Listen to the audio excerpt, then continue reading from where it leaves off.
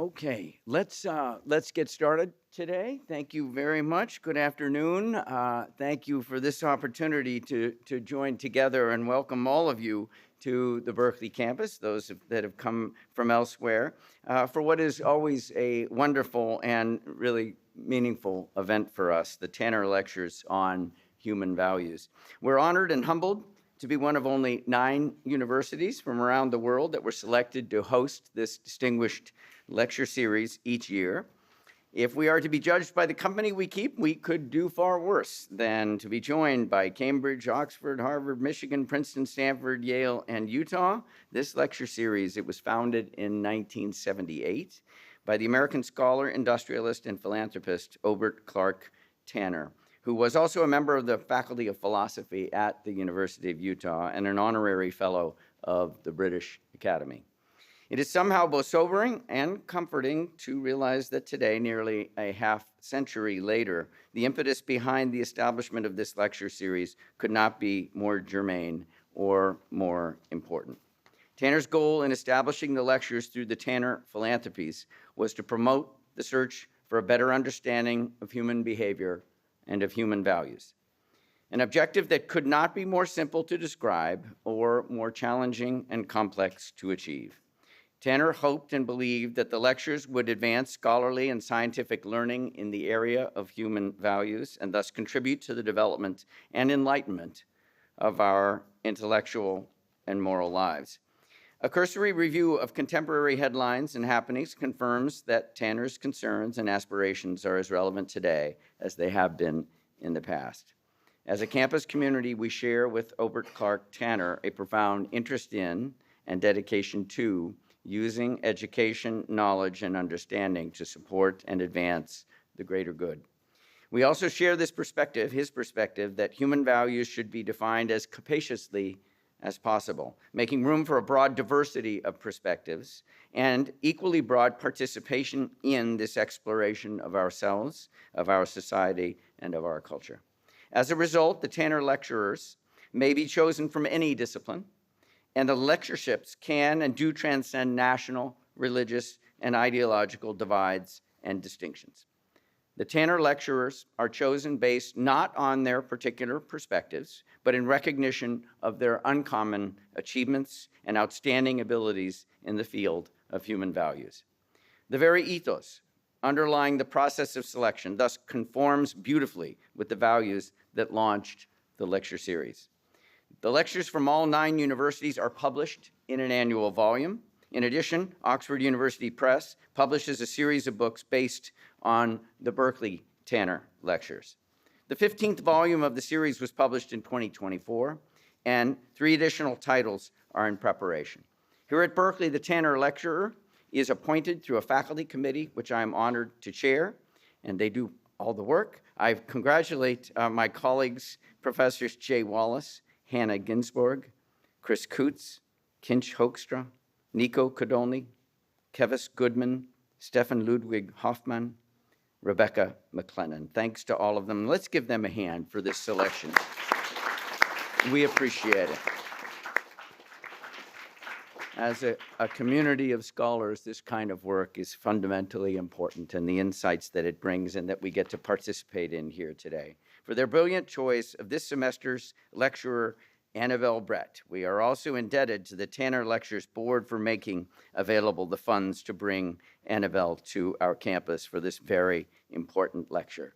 Now, let me call on my distinguished colleague, Professor Jay Wallace, to introduce Professor Annabelle Brett. Professor Wallace will also moderate the Q&A that follows. Over to you, Jay. Thank you.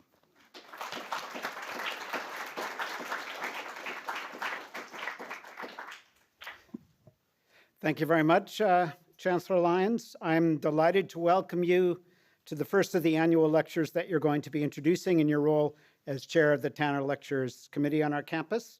Your predecessor, Carol Christ, used to remark that chairing our committee was her favorite administrative assignment. Presumably, her main point was that she didn't have to attend any of our meetings. But I think she also meant that she enjoyed the intellectual stimulation of presiding over our exceptionally interesting lectures every spring. To welcome you in this role, it's my pleasure to present you with a copy of the most recent volume to appear in the distinguished Oxford series that collects the Berkeley Tanner Lectures. It's For the People by Chuck Bites, and it has a apposite picture of the Statue of Liberty in despair.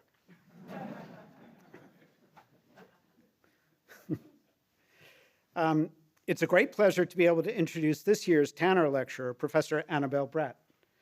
Annabelle Brett is Professor of Political Thought and History at Cambridge University, where she's also a Fellow of Gonville and Caius College. The professorship she holds at Cambridge is a perfect fit, for she's one of the most important contributors to contemporary discussions of European political thinking, a penetrating and original voice whose writing and teaching has significantly advanced our understanding of central themes in this formative period of intellectual history. Professor Brett was trained at the University of Cambridge, where she studied classics as an undergraduate, receiving the BS degree in 1988. For her graduate work, also undertaken at Cambridge, she turned to the history of political thought, a subject that had been transformed at that university thanks to the towering contributions of a number of important thinkers, including her mentor, Quentin Skinner. She was awarded the PhD degree in history in 1994 for a dissertation on the topic of subjective rights and human agency, circa 1250 to 1550. Professor Brett took up a lectureship in philosophy at the University of York in 1995, only to return to Cambridge a year later, where she worked her way up the academic hierarchy in the Faculty of History, becoming reader in the History of Political Thought in 2012, before assuming her current professorial title in 2019. Professor Brett's scholarly publications include 2 monographs and numerous articles and book chapters on central themes in the political theory of the medieval and early modern periods, particularly in the natural law and Aristotelian traditions. She's also produced translations of important treatises on politics by William of Ockham and, in particular, Marsilius of Padua, and she's the co-editor of 2 collections of new papers on themes from the history of modern political thought. In addition to her publications, Professor Brett has lectured widely, and she's organized several conferences and workshops on topics in intellectual history. She's on the editorial boards of numerous scholarly journals, and she's served, in addition, as an advisor to academic panels and boards in several European countries, including Finland, Denmark, Austria, and Germany. At Cambridge, she is co-director of the Center for Political Thought. Among Professor Brett's significant academic honors are invitations to deliver numerous keynote and named lectures, including the prestigious Carlyle Lectures in the History of Political Thought at Oxford in 2008, and the Arat Slok Lecture at the University of Aarhus in 2019. She was awarded an honorary doctorate in theology from the University of Helsinki in 2023. The late medieval and early modern period is one in which many concepts central to thinking about political relations underwent significant evolution, including concepts of individual rights, sovereignty, liberty, citizenship, and the state. Professor Brett has a deep knowledge of the medieval context out of which innovation in this period emerged, which equips her to discern the continuities and divergences between late scholastic and early modern thinkers on the most important questions of political and moral life. Professor Brett's published contributions bear the hallmarks of the Cambridge School. She attends very closely to the historical context of the philosophical debates that she's analyzing and to the languages in which those debates were conducted, understanding languages to be symbolic systems that enable politically significant interventions in contexts in which they are deployed. It's a method that requires excellent philological skills and a deep familiarity with the full range of relevant texts, as well as the philosophical judgment to discern what is significant in those texts. These qualities are on ample display in Professor Brett's first book, a penetrating treatment of the theme of subjective right in the late medieval and early modern period, Liberty, Right, and Nature, Individual Rights in Later Scholastic Thought. Professor Brett identifies 2 distinct conceptions of individual or subjective right in late medieval thought, right as a relation of dominium over oneself, and right as a kind of power, thus complicating a common conception of the origins of this important notion. She then traces the development of these themes through neo-scholastic works of the 16th century and the political theory of Thomas Hobbes. Professor Brett's second book, Changes of State, is based on her Carlyle lectures at Oxford. This was published by Princeton Press in 2011. This volume is a brilliant study of the intellectual foundations of the modern notion of the territorial polity, focusing on the complicated relations between the civil and the natural in the constitution of the territorial state. The sphere of the city in the natural law tradition is the result of human agency, quote, something that is brought into being through processes of differentiation and exclusion on multiple levels, raising fascinating questions about the implications of our membership in the order of nature, our existence as biological organisms that trace their existence through space and time, for our political status and relations. This is a theme with considerable resonance even today, as received conceptions of state sovereignty are under conceptual and practical pressure, e.g. from cosmopolitan conceptions of global justice and from increases in economic migration across state borders. This is just one example of the way in which Professor Brett's academic writings, for all their scholarly nuance and rigor, have significance for contemporary thought. As she herself puts it in a beautiful passage from her paper, quote, Between History, Politics, and Law, quote, what is distinctive in the history of political thought as a form of history is that the way in which it writes the borderline between past and present, as all history must, involves a second borderline between history and philosophy. The Janus face of history of political thought specifically is that the representation of a past way of thinking is at the same time an act of political thinking in the present. Professor Brett's acts of political thinking in the present also include several noteworthy contributions to public philosophy. Among other things, she has appeared in 6 different episodes of the Radio 4 series In Our Time with Melvin Bragg, participating in lively public discussions alongside other impressive figures such as Quentin Skinner, Bernard Williams, Anthony Grayling, and John Haldane.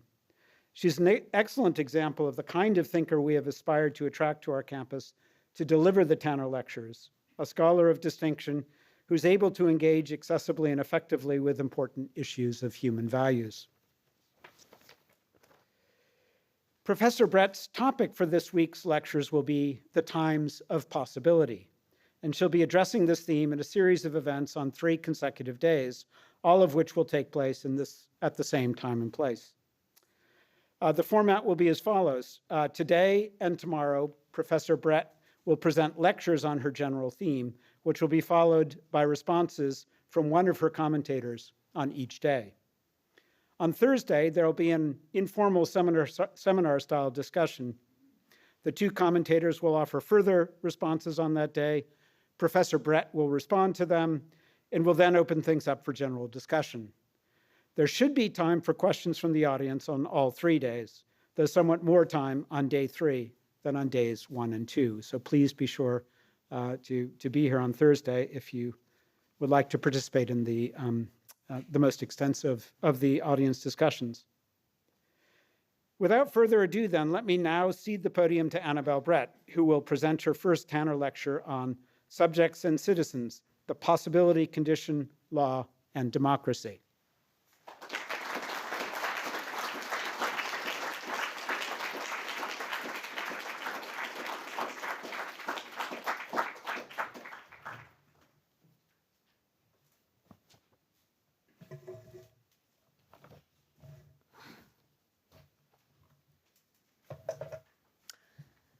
Okay, well, thank you, Professor Wallace, for that extremely generous introduction. I'm really delighted to be here. Thank you all for coming on a beautiful afternoon when you might be outside. So, yeah. Some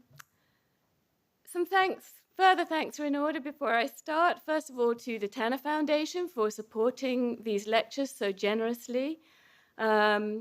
To the Chancellor of the University of California at Berkeley for the invitation, to the Tanner Committee, and especially to Professor Wallace, who's had to deal with a lot of correspondence and all sorts of ins and outs, and has put this together in a wonderful way.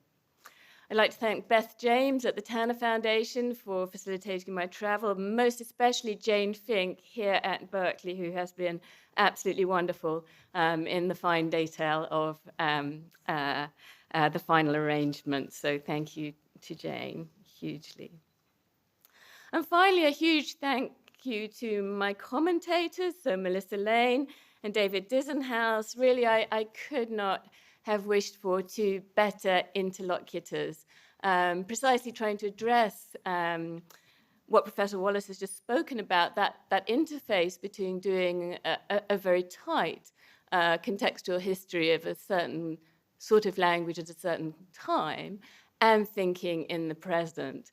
So I have two commentators, one from the classical end of the spectrum and one more at the modern end of the spectrum. And I think, between the two, they're ideally placed to draw out the things that maybe I'm not so able to see from my perspective. So I'm really looking forward to the following 3 days.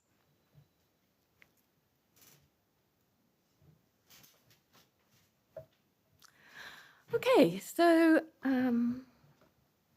let's start.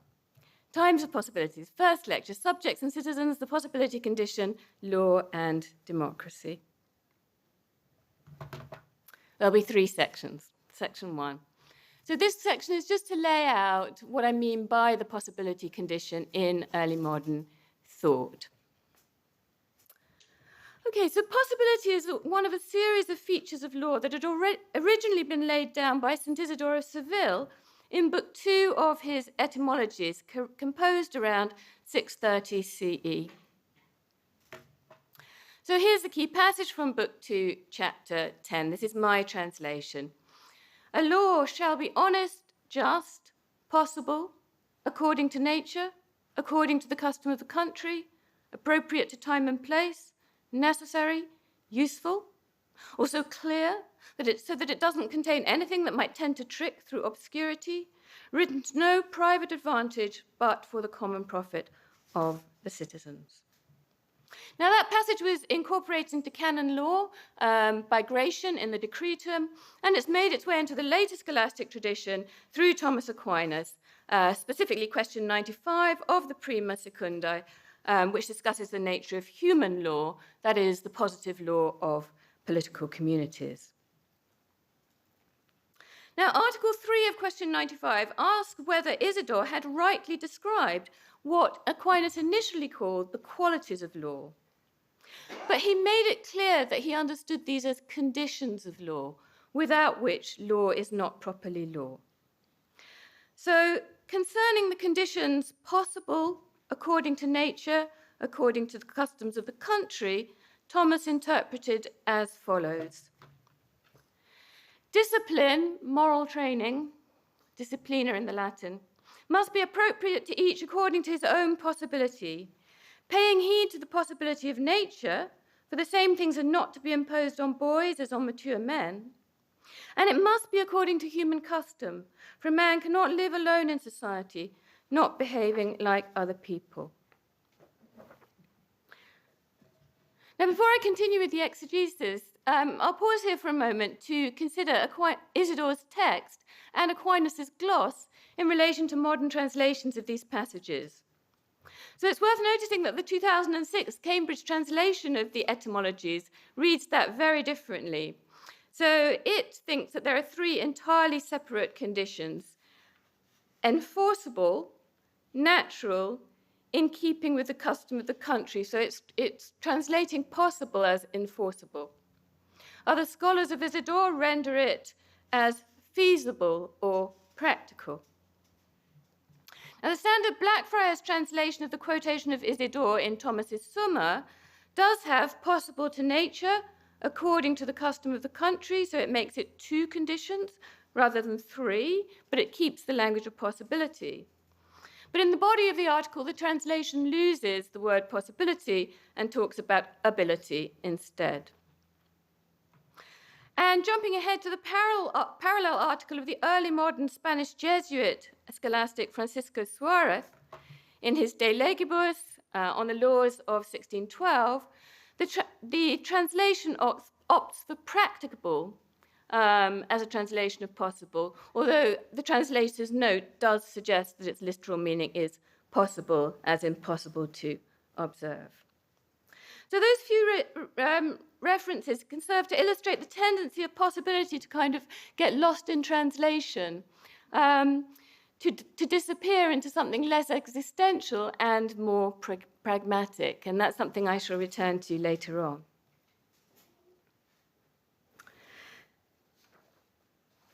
Meanwhile, returning to Aquinas in question 95, Article 3. So Aquinas here interprets nature as the constitution of the individual, the difference between a child and an adult.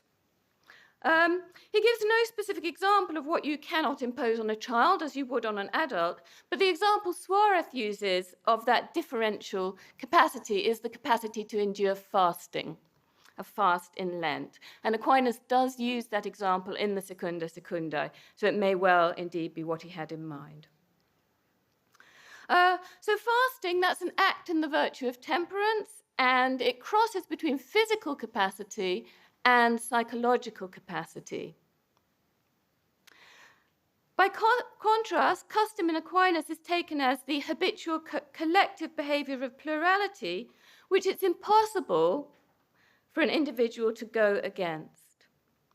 So that's the terrain of what we might call the psychosocial, a domain in which, although the possibility might be strictly speaking individual, actually it's not, because of the way that individual behavior necessarily takes its cue from the customary forms of community practice.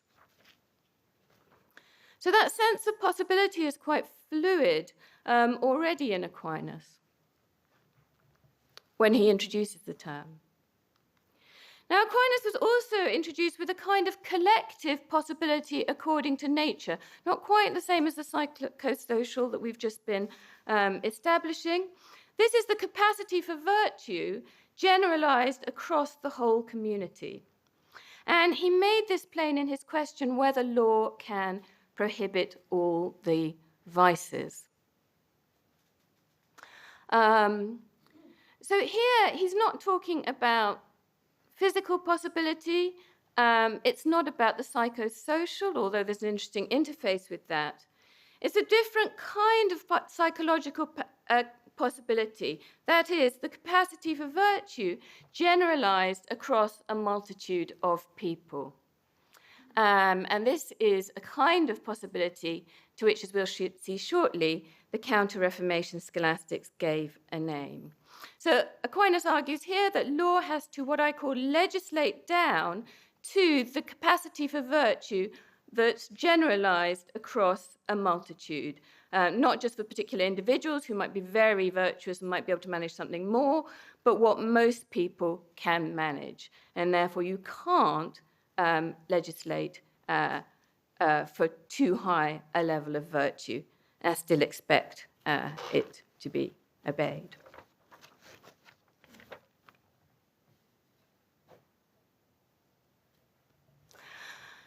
So, putting all these things together, the possibility condition in Aquinas is a serious break on what can humanly be legislated.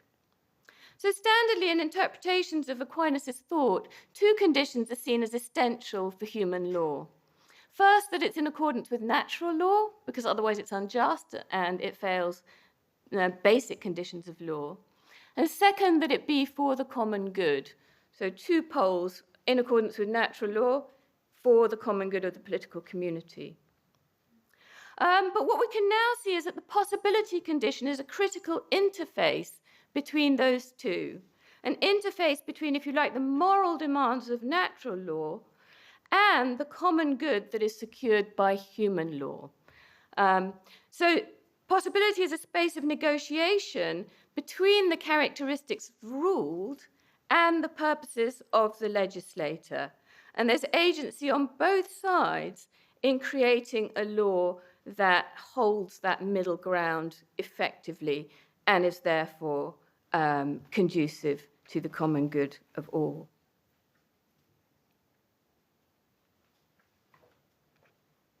Now, Aquinas' handling of possibility in this question on whether law can prohibit all the vices brings it close to a second author from antiquity who deployed possibility as a condition of law, not quite in those terms, but he's another key early modern source for this idea. So this is Plutarch of Chaeronea, writing his parallel lives of the Greeks and the Romans in the 2nd century CE. And here we're interested in the life of the Athenian lawgiver Solon. So several of Solon's legislative innovations are presented, I think, by Plutarch in a similar light. But the question of psychological possibility explicitly comes out in the discussion of the fines that Solon laid down for getting angry in a public place. So he says, for never to master one's anger is a mark of intemperance and lack of training, but always to do so is for many difficult, and to some impossible. And law must be formulated with regard to the possible, if its maker wishes to punish a few to some purpose, rather than many to no purpose. So there is simply no point in legislating for something that's too hard for most people to manage. All you'll do is end up punishing a lot of people uselessly. And that's not what the law is about. So Plutarch's lives provided a second channel through which possibility as a condition of law filters through to the Renaissance and early modern period. So here it is in Thomas North's translation. So this is from 1579. It was extraordinarily popular.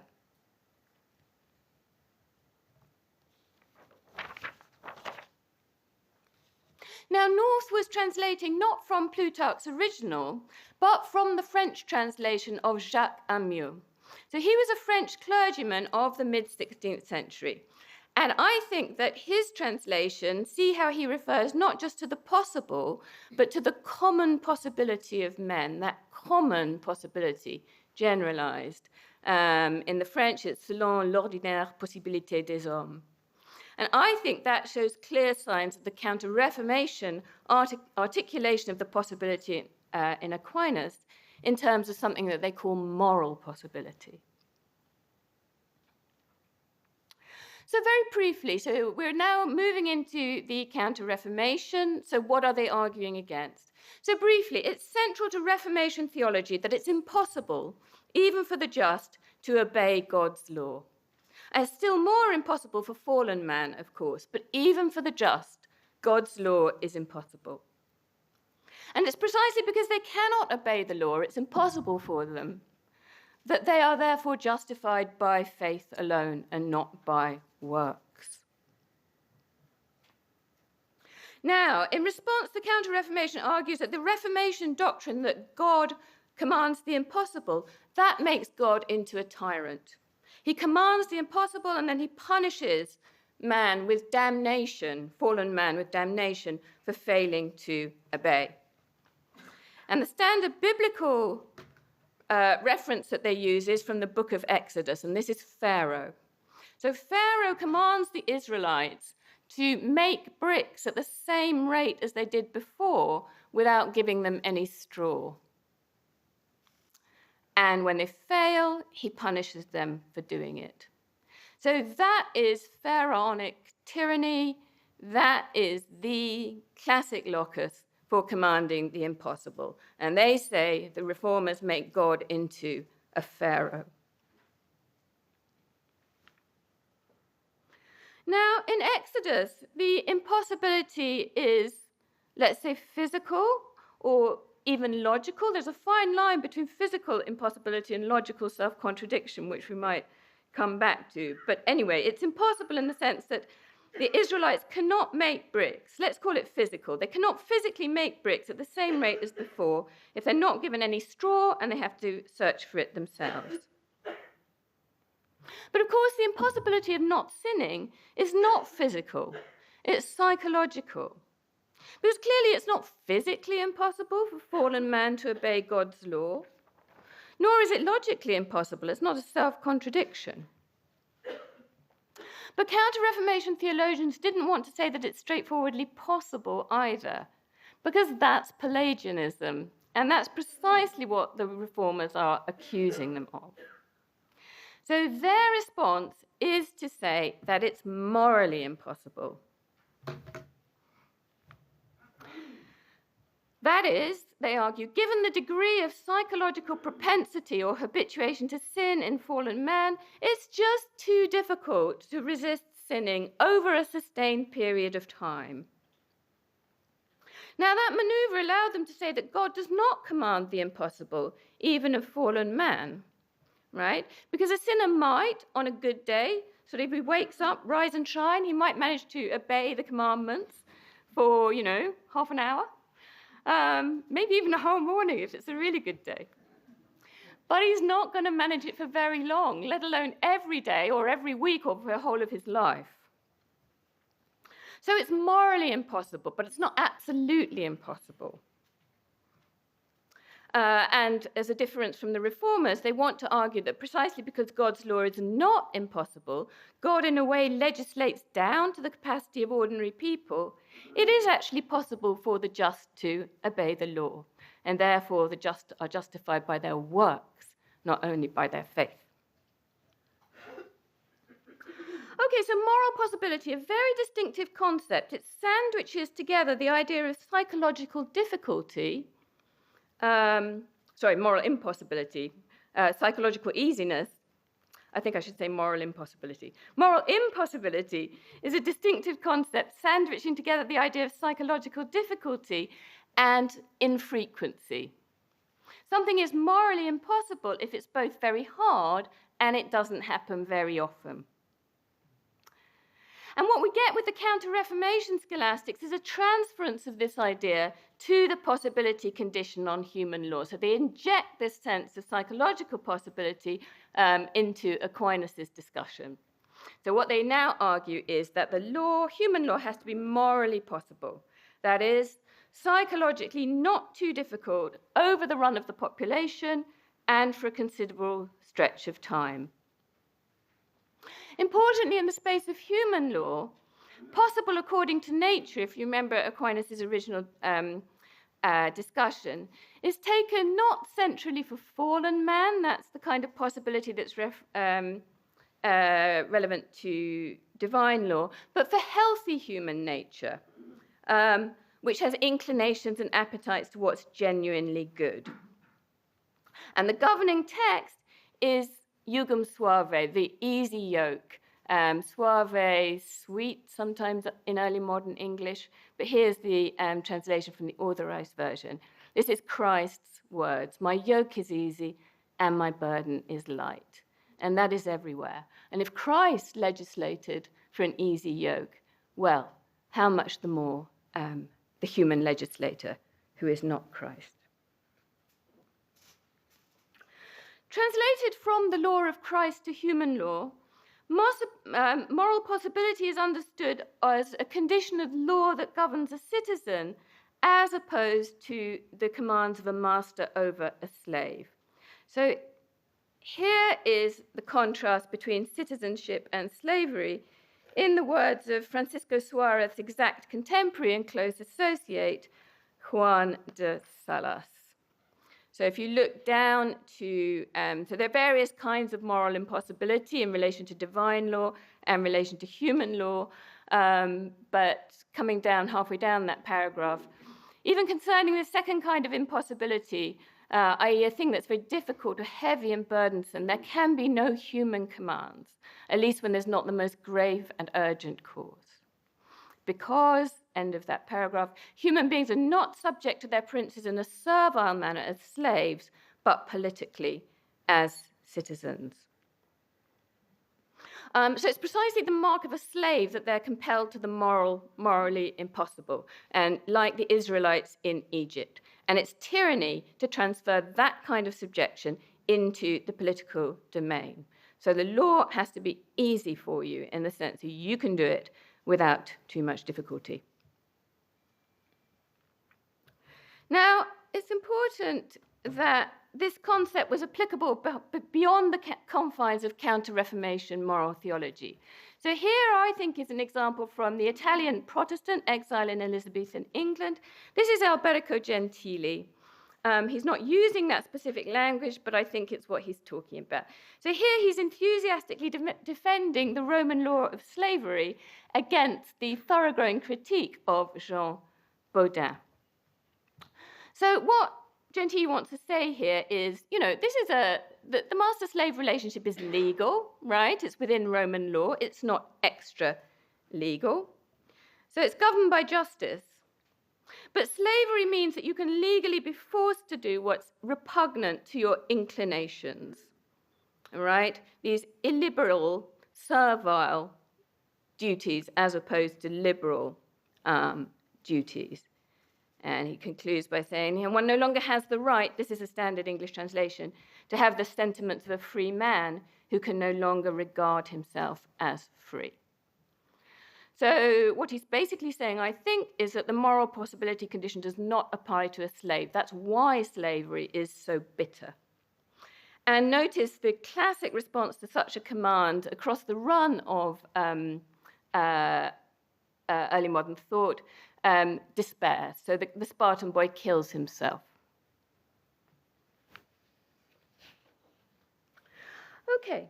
Going back to Isidore, recall that a law has to be possible both according to nature and according to custom. And notice the interface between the two in this example from Gentili. So the idea of what's psychologically possible humanly and psychologically possible because of what you think a free man ought to do, that's a very fine line. And scholastics were very sophisticated on that interface between the natural and the customary, as indeed was early modern thought more generally.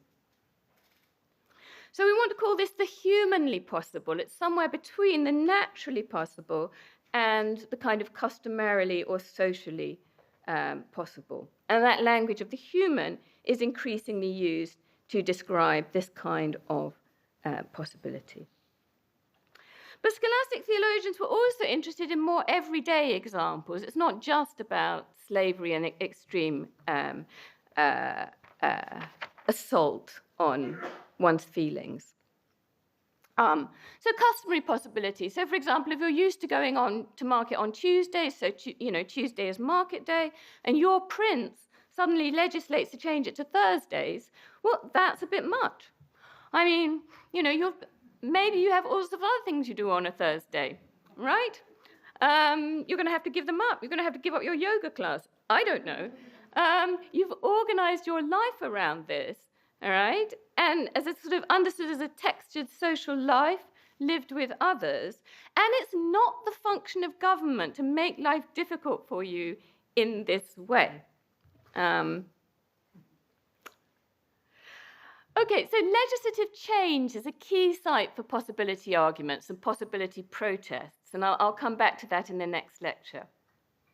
Meanwhile, what's attractive about this? Well, at least what do I think is attractive?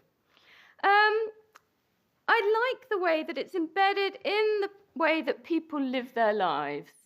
Yes, they're natural psychology, but it's that interface between the natural and the social, who you are in that kind of social context. In the early modern iteration, it's got a very strong ethnographic component, and again, I'll return to that in the next lecture. But I don't think it reduces to that. So I think it takes very seriously the emotional attachment of people to their distinctive forms of life. And it takes also very seriously and sympathetically the kind of investment that they have, therefore, in the kind of material supports of that.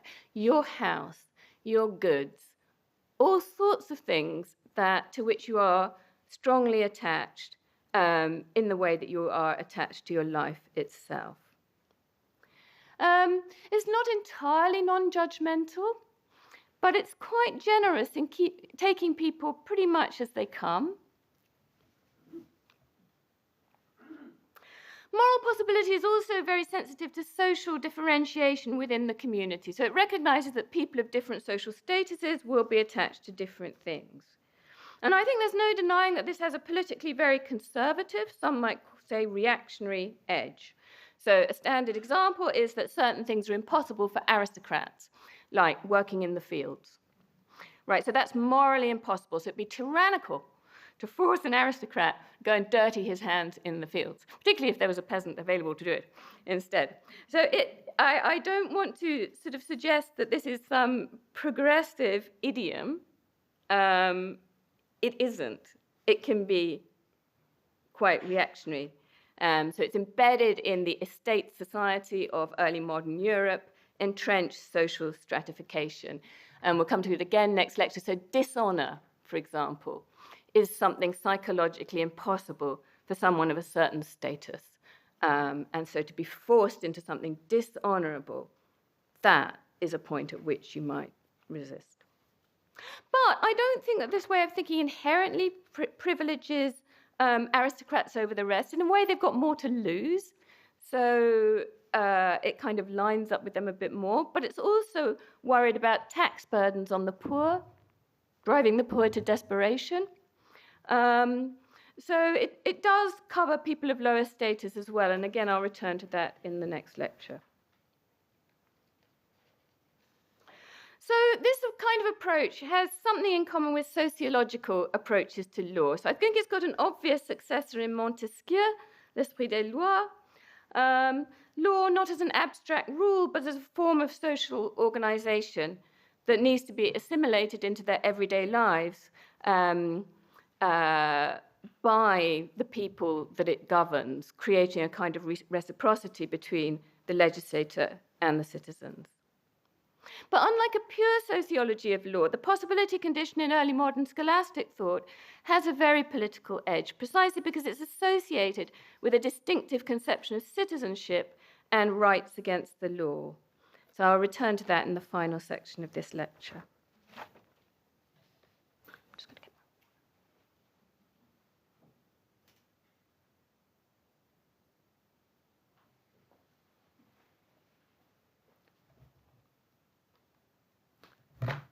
Section 2. Okay, now so for the middle section of this lecture, I want to contrast this version of the possibility condition with a 20th century iteration, I think, of the same thing in the hands of the American legal philosopher Lon Fuller. So in his celebrated book, The Morality of Law, first published in 1964, Fuller prefaced his second chapter, which is called Morality That Makes Law Possible, with a quotation from a 17th century English common lawyer. Quote, "A law which a man cannot obey, nor act according to it, is void and no law, and it's impossible to obey contradictions and to act according to them." And he ended the chapter with another quotation, this time from Thomas Jefferson, decrying laws that attempt to compel the conscience.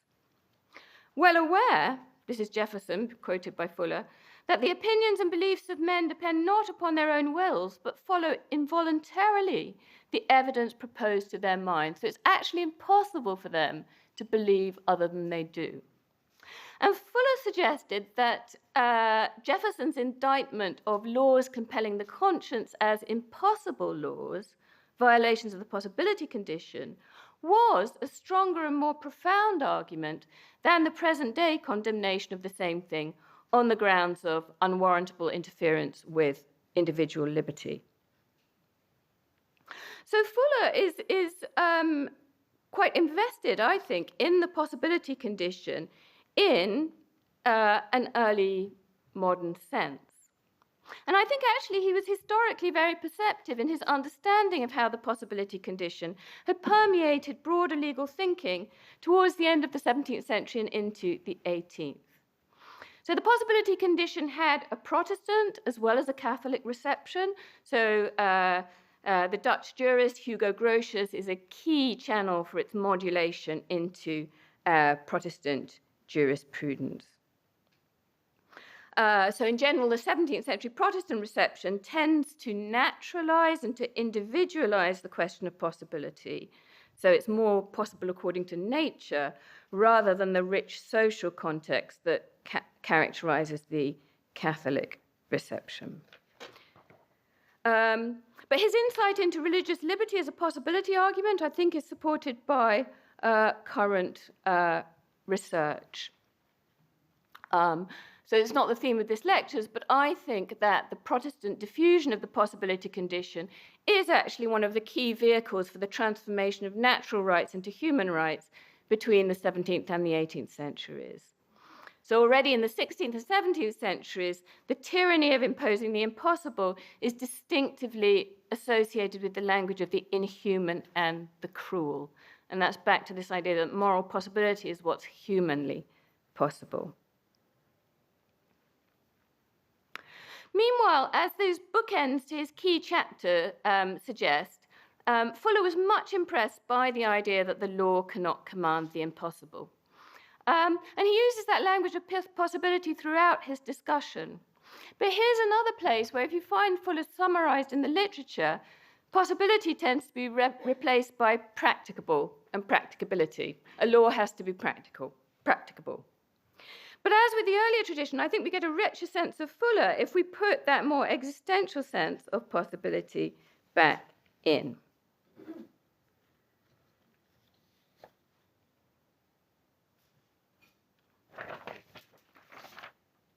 I'll pass on so we have time for discussion.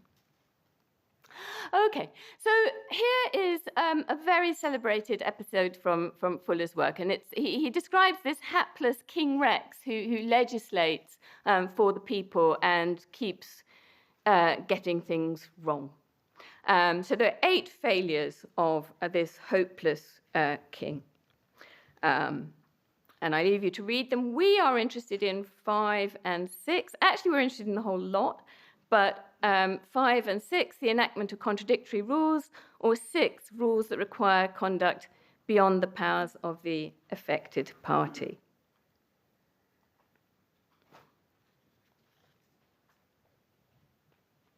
Now, interestingly, a footnote to this passage acknowledges that self-contradiction might be thought to be a subset of impossibility, right? So, because it's impossible to obey a self-contradictory law, so why don't the two collapse into one? But Fuller said that was a kind of a logician's point, and he rejected it with the argument that from the legislator's perspective, avoiding self-contradictory laws and avoiding laws that are beyond people's power to obey are 2 different things. So, the logician. But we're not talking about that. We're talking from the point of view of the legislator.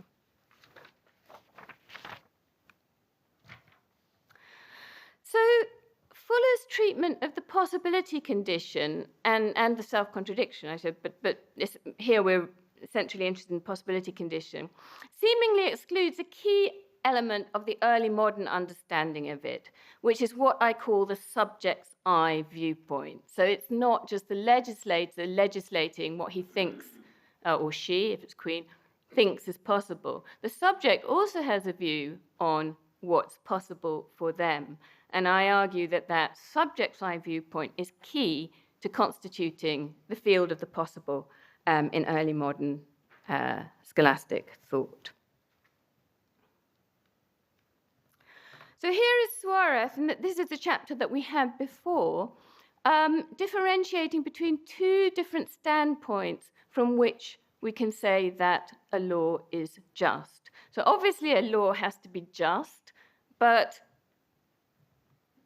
that's not the end of the story. There's justice as legislated, and there's justice as performed by the subject. So the question of justice is, a quote, may be viewed from the standpoint of the very act which the subject is, by virtue of the said law, obliged to perform. That is to say, the act must be such that it may justly be executed by him. Secondly, it may be considered in regard to the law itself. That is, the law must be imposed upon men without the infliction of injury. Now, Suarez's example of the way those two can pull apart is a possibility argument. Well, in this case, an impossibility argument. So this is a fast in bread and water for the whole of Lent. I think the whole of Lent might be Gabriel Vasquez sort of riffing on this. But anyway, a fast in bread and water for a considerable period of time. So that's an impossible law. Most people cannot manage that. So that would be unjustly imposed by the legislator. So it's an unjust law. But if a subject can manage it, well, it wouldn't be injustice for the subject to obey the law after all. So my point here is that possibility from the point of view of the legislator that justice from the point of view of the legislator and the subject can pull apart. And although Suarez gives you an example of impossibility to characterize that, it's not actually just an example. Possibility is the central case of the split between the legislative's perspective and the subject's eye viewpoint.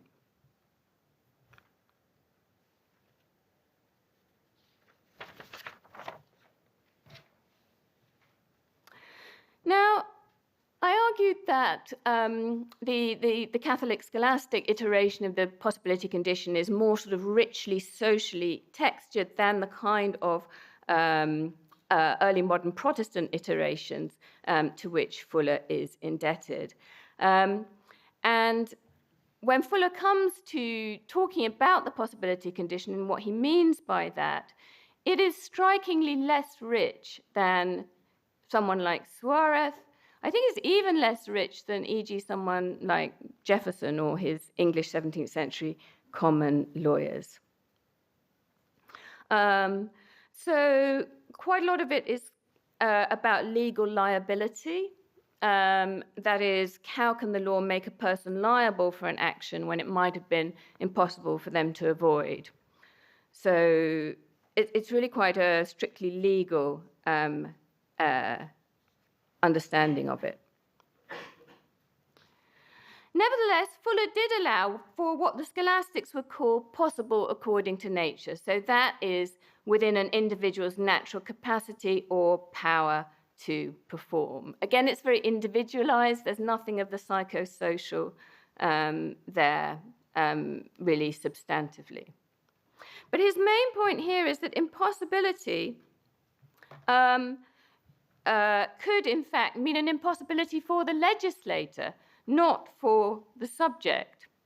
So he thought that there was a kind of uncrossable divide between the possibility that the law presupposes and the impossibility that might be experienced by any individual citizen. So the law takes a generic account of what a standard person would be able to manage, but maybe that particular person couldn't manage it because of their nature or their education. Maybe the law was actually impossible for that person. So I think Fuller, too, in his way, identifies the distinctive way in which possibility can cause the law as legislated and the law as obeyed to split apart. And this is what I'm calling the possibility gap. So for him, he described this as an antinomy that could not be transcended within law. So you'll see, he says at the end, the result is that an aloof justice is bound at times to be harsh. An intimate justice, which pays attention to individual possibility, cannot be even-handed. And Fuller thought you simply couldn't solve that. He called it an insoluble dilemma. The law had to steer a kind of uncertain middle course between the two. So the law cannot close the possibility gap. I think that's the point of Fuller.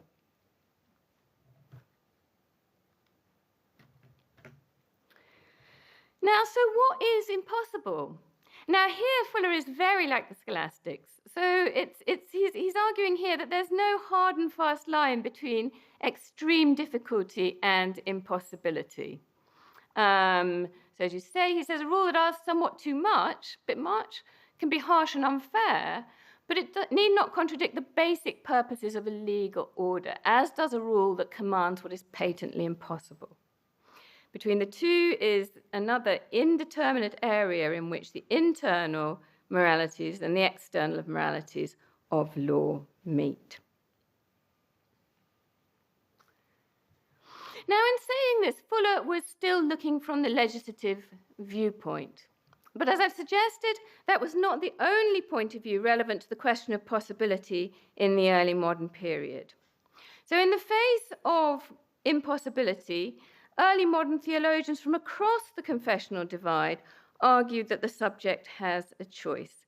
So this is Girolamo Zanchi, who was a reformed divine, so he's Calvinist, but he's key in bringing the Thomist tradition of legal thinking into Calvinist theology. So possibility as a condition of human law is not purely a Catholic phenomenon.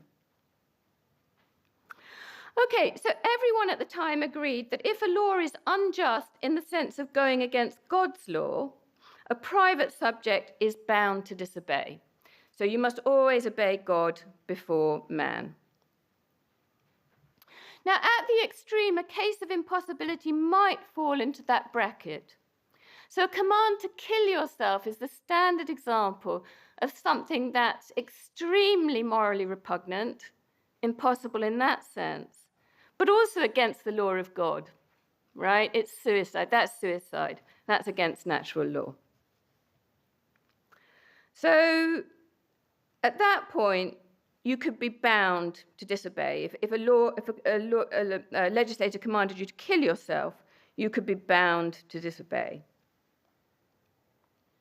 But for the most part, and we've already seen this with Suarez, laws that violate the possibility condition, like the fasting bread and water for the whole of Lent, they're ones that don't involve you in sin if you disobey them, right? It's perfectly possible to fast in bread and water, and it might even be praiseworthy. So they just involve considerable pain and cost to yourself. So what we're really interested in here is impossibility short of the extreme. I think that's the category that's politically interesting. That's the grey area in which your material interests and your concerns, what you stand to lose by obeying, are precisely relevant to the question of whether you have to obey or not. So it's here that subjects have their agency against the law. Here is where the possibility condition gets political, a matter of citizenship.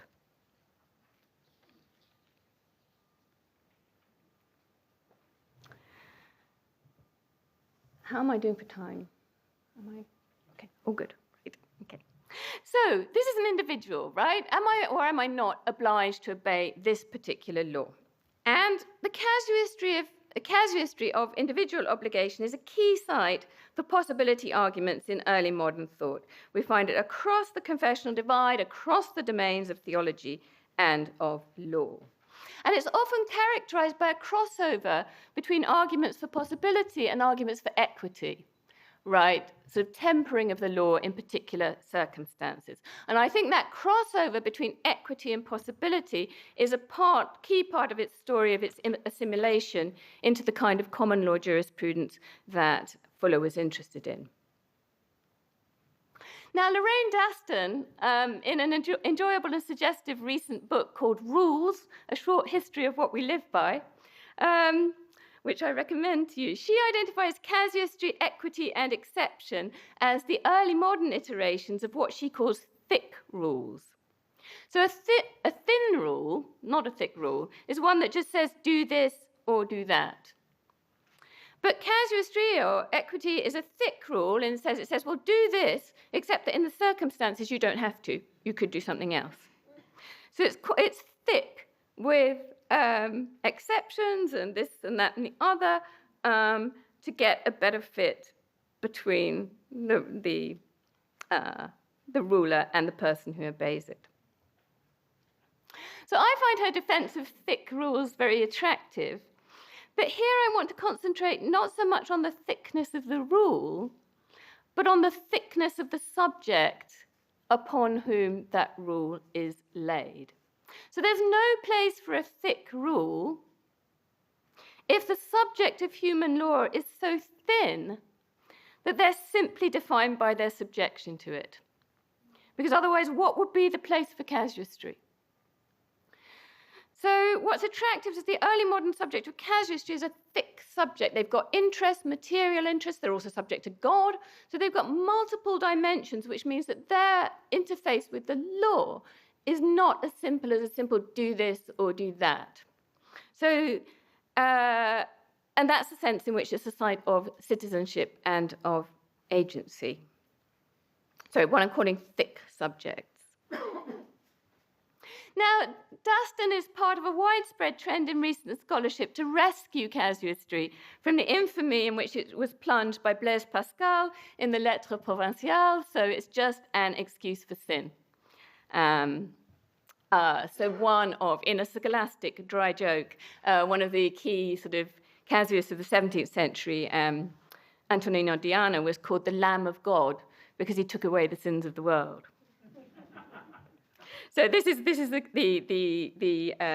caricature. But in Daston's hands, and I think absolutely, casuistry represents a sophisticated response to the apparently non-negotiable demands of the law. Even in its individualized mode, it's a form of political assertion. It's a reconstruction of the interface between ruler and ruled. And I would also say that in the Thomist tradition, which is what we are concerned with, it has a kind of social conscience, if you like, because they think that even if you don't have to obey the law, you may be bound in conscience, in charity, to do so in order not to disrupt the social fabric. So it's not a kind of free-for-all. For all that, I don't think we can go back to early modern casuistry. I think that from a modern democratic point of view, the leeway that it gives for private disobedience on grounds other than conscientious objection seems incompatible both with a modern rule of law and with modern democracy.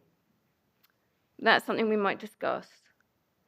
But early moderns themselves, and we'll see more of this in the next lecture, are quite well aware that elites had more resources for finessing their legal obligations, and with that their political subjection, than the lower classes, partly because a rich person is legally thicker. They've just got more property than a poor one. But that makes a difference, right? So that many more good reasons why the law would cease in their case.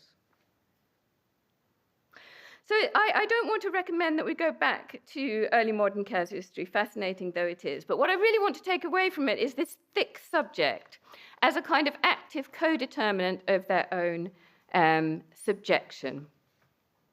So going back to Francisco Suarez, with his distinction between citizens and slaves, he said that it's slavish to approach the law as if you have to obey it at all costs. The law expects you to think that you have rights against it. So the right attitude to the law is a kind of, well, really? Do I have to? And it expects you to exercise them. So this is very much that political subject of the possibility condition. So to go back to Fuller's words, and for the scholastics, at least the Suarez generation, a law that asks, quote, somewhat too much and is a bit harsh and unfair, that's politically unacceptable, however much it may conform to the other conditions of law. And as we'll see in a moment with Suarez, a whole community as well as individuals can judge that a law is too hard and can act collectively to reject it. In other words, Fuller's quotes, indeterminate area in which the internal and the external moralities of law meet was precisely politics. And it's that I want to turn to for the shorter, you'll be pleased to hear, third section of this lecture.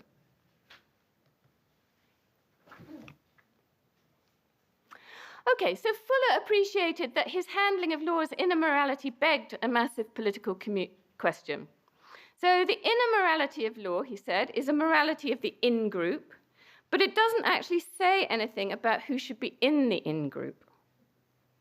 But he argued that the view of man's nature presupposed by law's inner morality has at least the external consequence of suggesting that no one should be excluded on the basis of race, for example, and he's writing in the mid-60s. So the list of his requirements of law that we saw, including possibility, presupposes the subject as, quotes, a responsible agent capable of understanding and following rules and answerable for his defaults.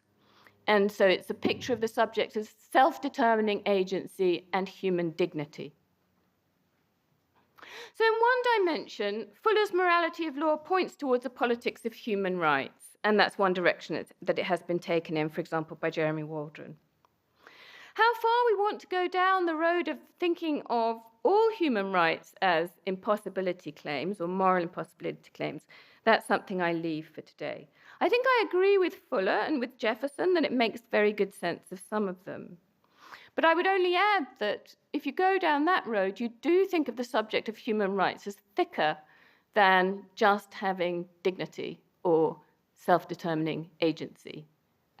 Possibility is a kind of rich field, not simply personhood, I think.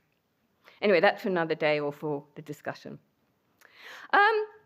So we're primarily interested, as I suggested here, in a kind of slightly lesser degree of impossibility, not something that's humanly impossible or repugnant, but this category of the too hard, a bit much. And with possible according to custom, as much as possible according to nature. As I suggested earlier, it's very interested in people living different lives, which are differently materially articulated in terms of favoured possessions and social situation. So in other words, I think it approaches the subject of the law in a way that's comparable in many respects with how contemporary political science approaches the democratic voter. So this isn't an abstract person. This is somebody of a particular kind. So if you think about voters, they're typically thought of in a fine-grained social, economic, cultural, and political context. So it slices the electorate by class, age, ethnicity, gender, education, family, wealth, community history. All these other variables make up the thickness of the democratic voter, and political science is very interested in that kind of thickness. And it can also take an ethnographic approach, seeking to understand subjects and the way they vote from their viewpoint. What does it look like from that standpoint? How I would translate it as, what does the possibility of their life look like from the way that they look? And therefore, it's also very interested in the kinds of goods that are associated with that kind of possibility and what people think they would lose if they didn't have those things. So I think there's an affinity between this kind of thick subject of democratic voting and these sort of socially and materially rich scholastic understanding of the citizen subject to the possibility condition.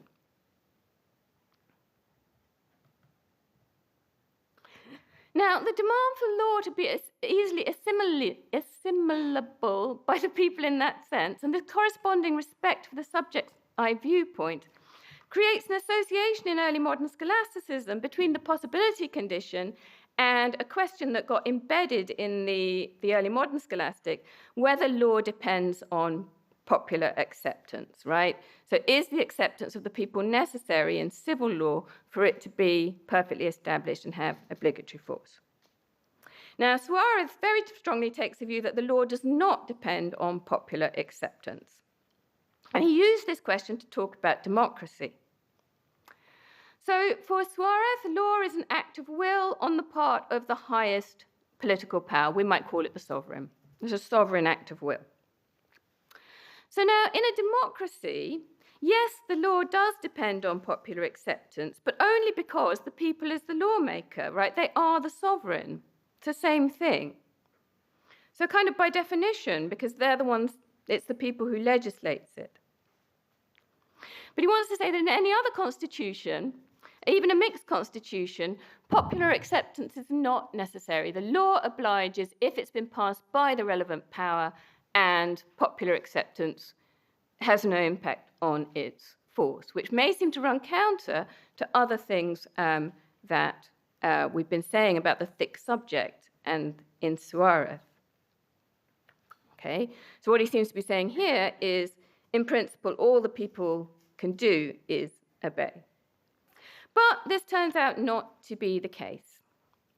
So there's an exception for an unjust law, but as Suarez says, that really isn't an exception because an unjust law is not a law.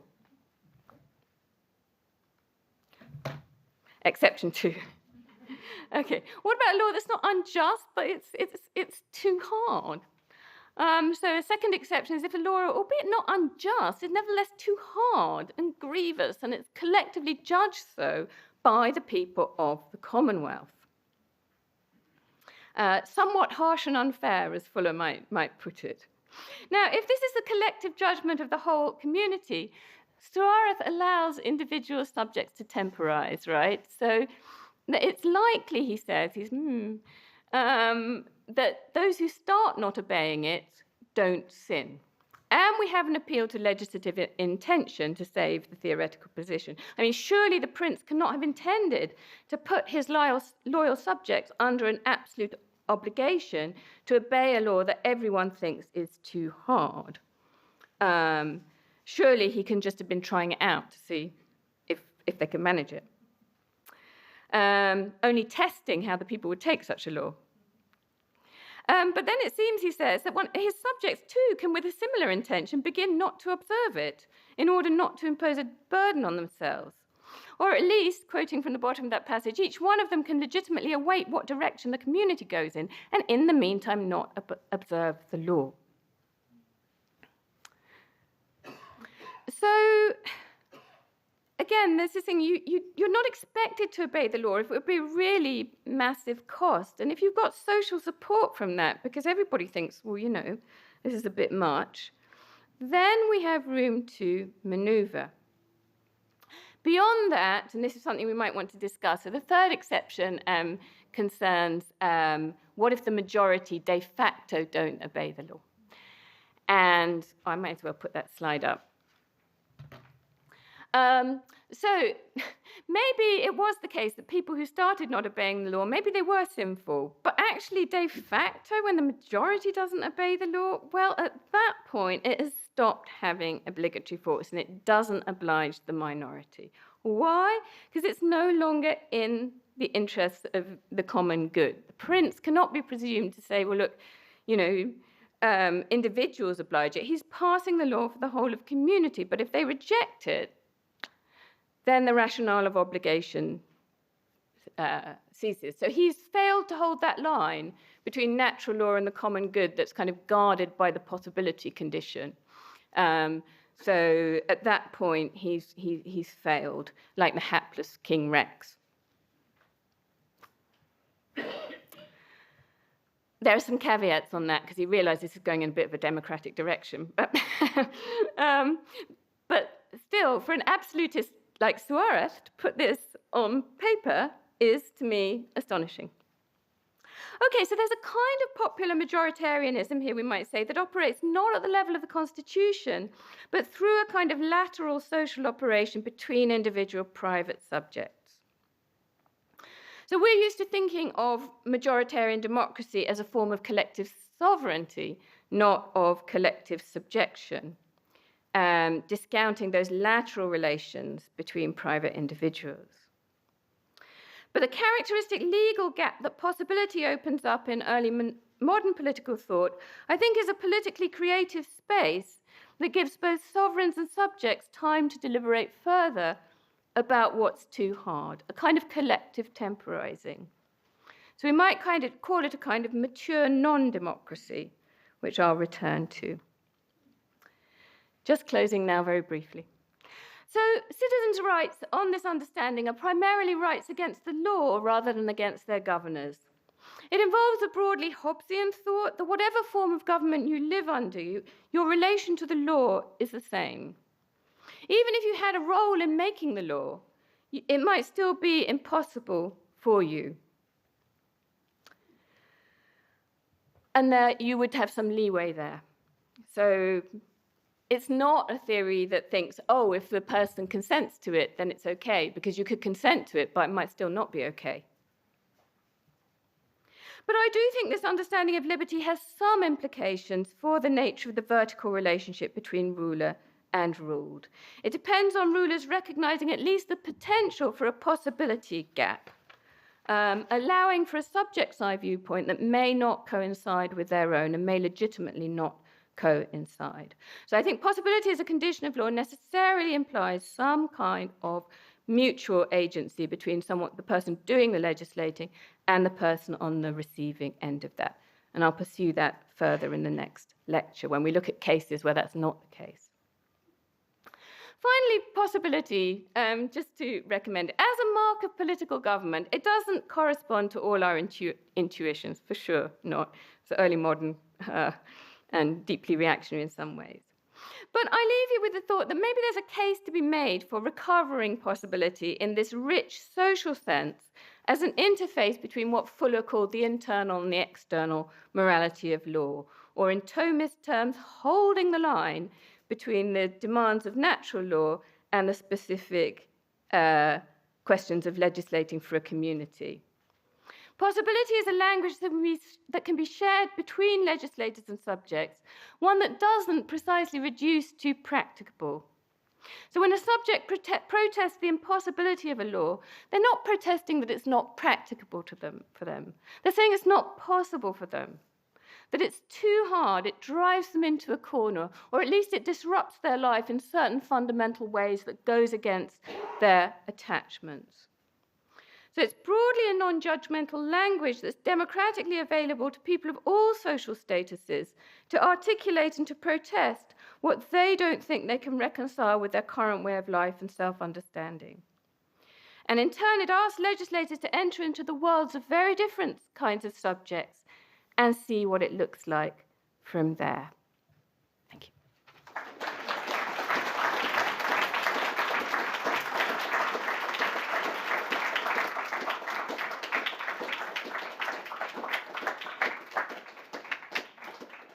Okay, at this point, we're going to take a 5-minute break and then reconvene for comments and brief reply, and maybe a question or two.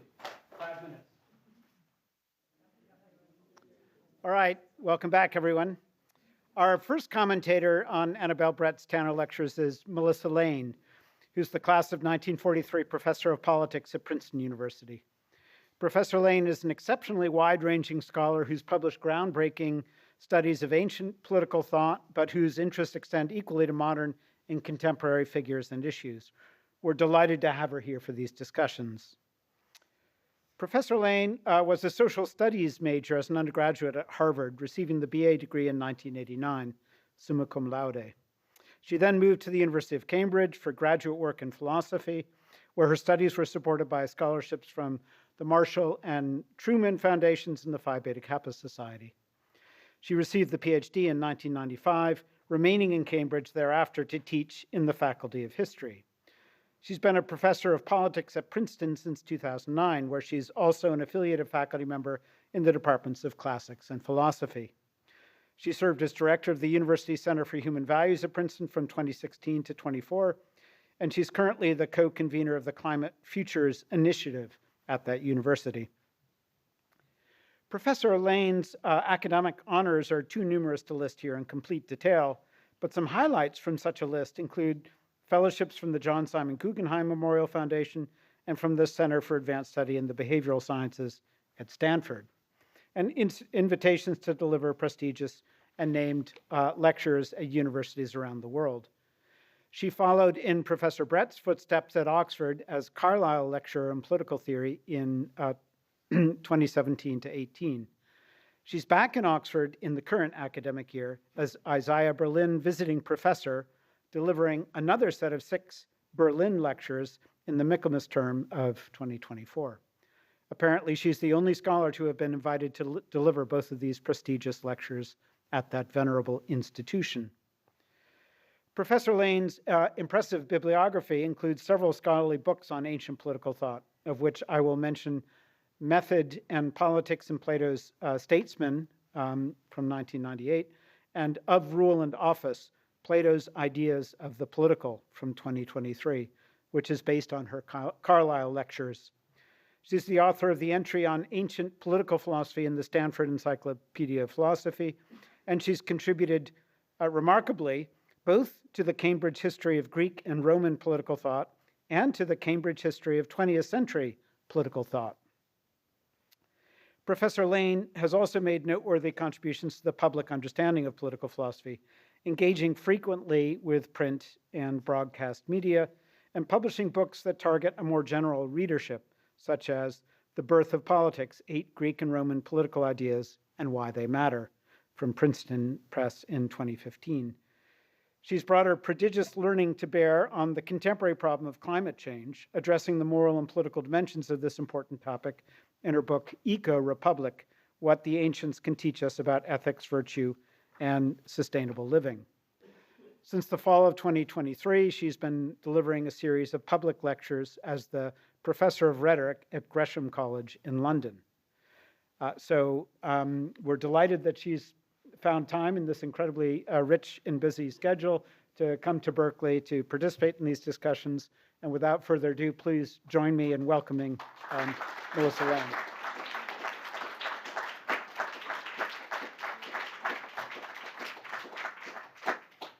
Thank you so much. It's a delight to be here at Berkeley. And I would like to echo Professor Brett's thanks to Chancellor Lyons, to Professor Wallace and the Tanner Committee, to Jane Fink for the invitation to be with you and for the hospitality here on campus this week. And most of all, of course, I would like to thank my former Cambridge colleague and continuing friend, Annabelle Brett, for this lucid and erudite lecture, the first of two to which you'll be treated this week. So while you've just heard the lecture, let me recap very briefly some of its key ideas. So in contexts ranging from scholasticism to the common law, including the wonderful category of Calvinist Thomism, the lecture recovers moral possibility as a language that can be shared between legislators and subjects, and that can be particularly adapted from the subject's eye viewpoint that characterizes all politics, and particularly democratic politics. So moral possibility marks moments in which, because it would be tyrannical to require subjects to act in a certain way for more than a short time, the law cannot or should not demand that they do so, and they are free to resist such a demand should it be made.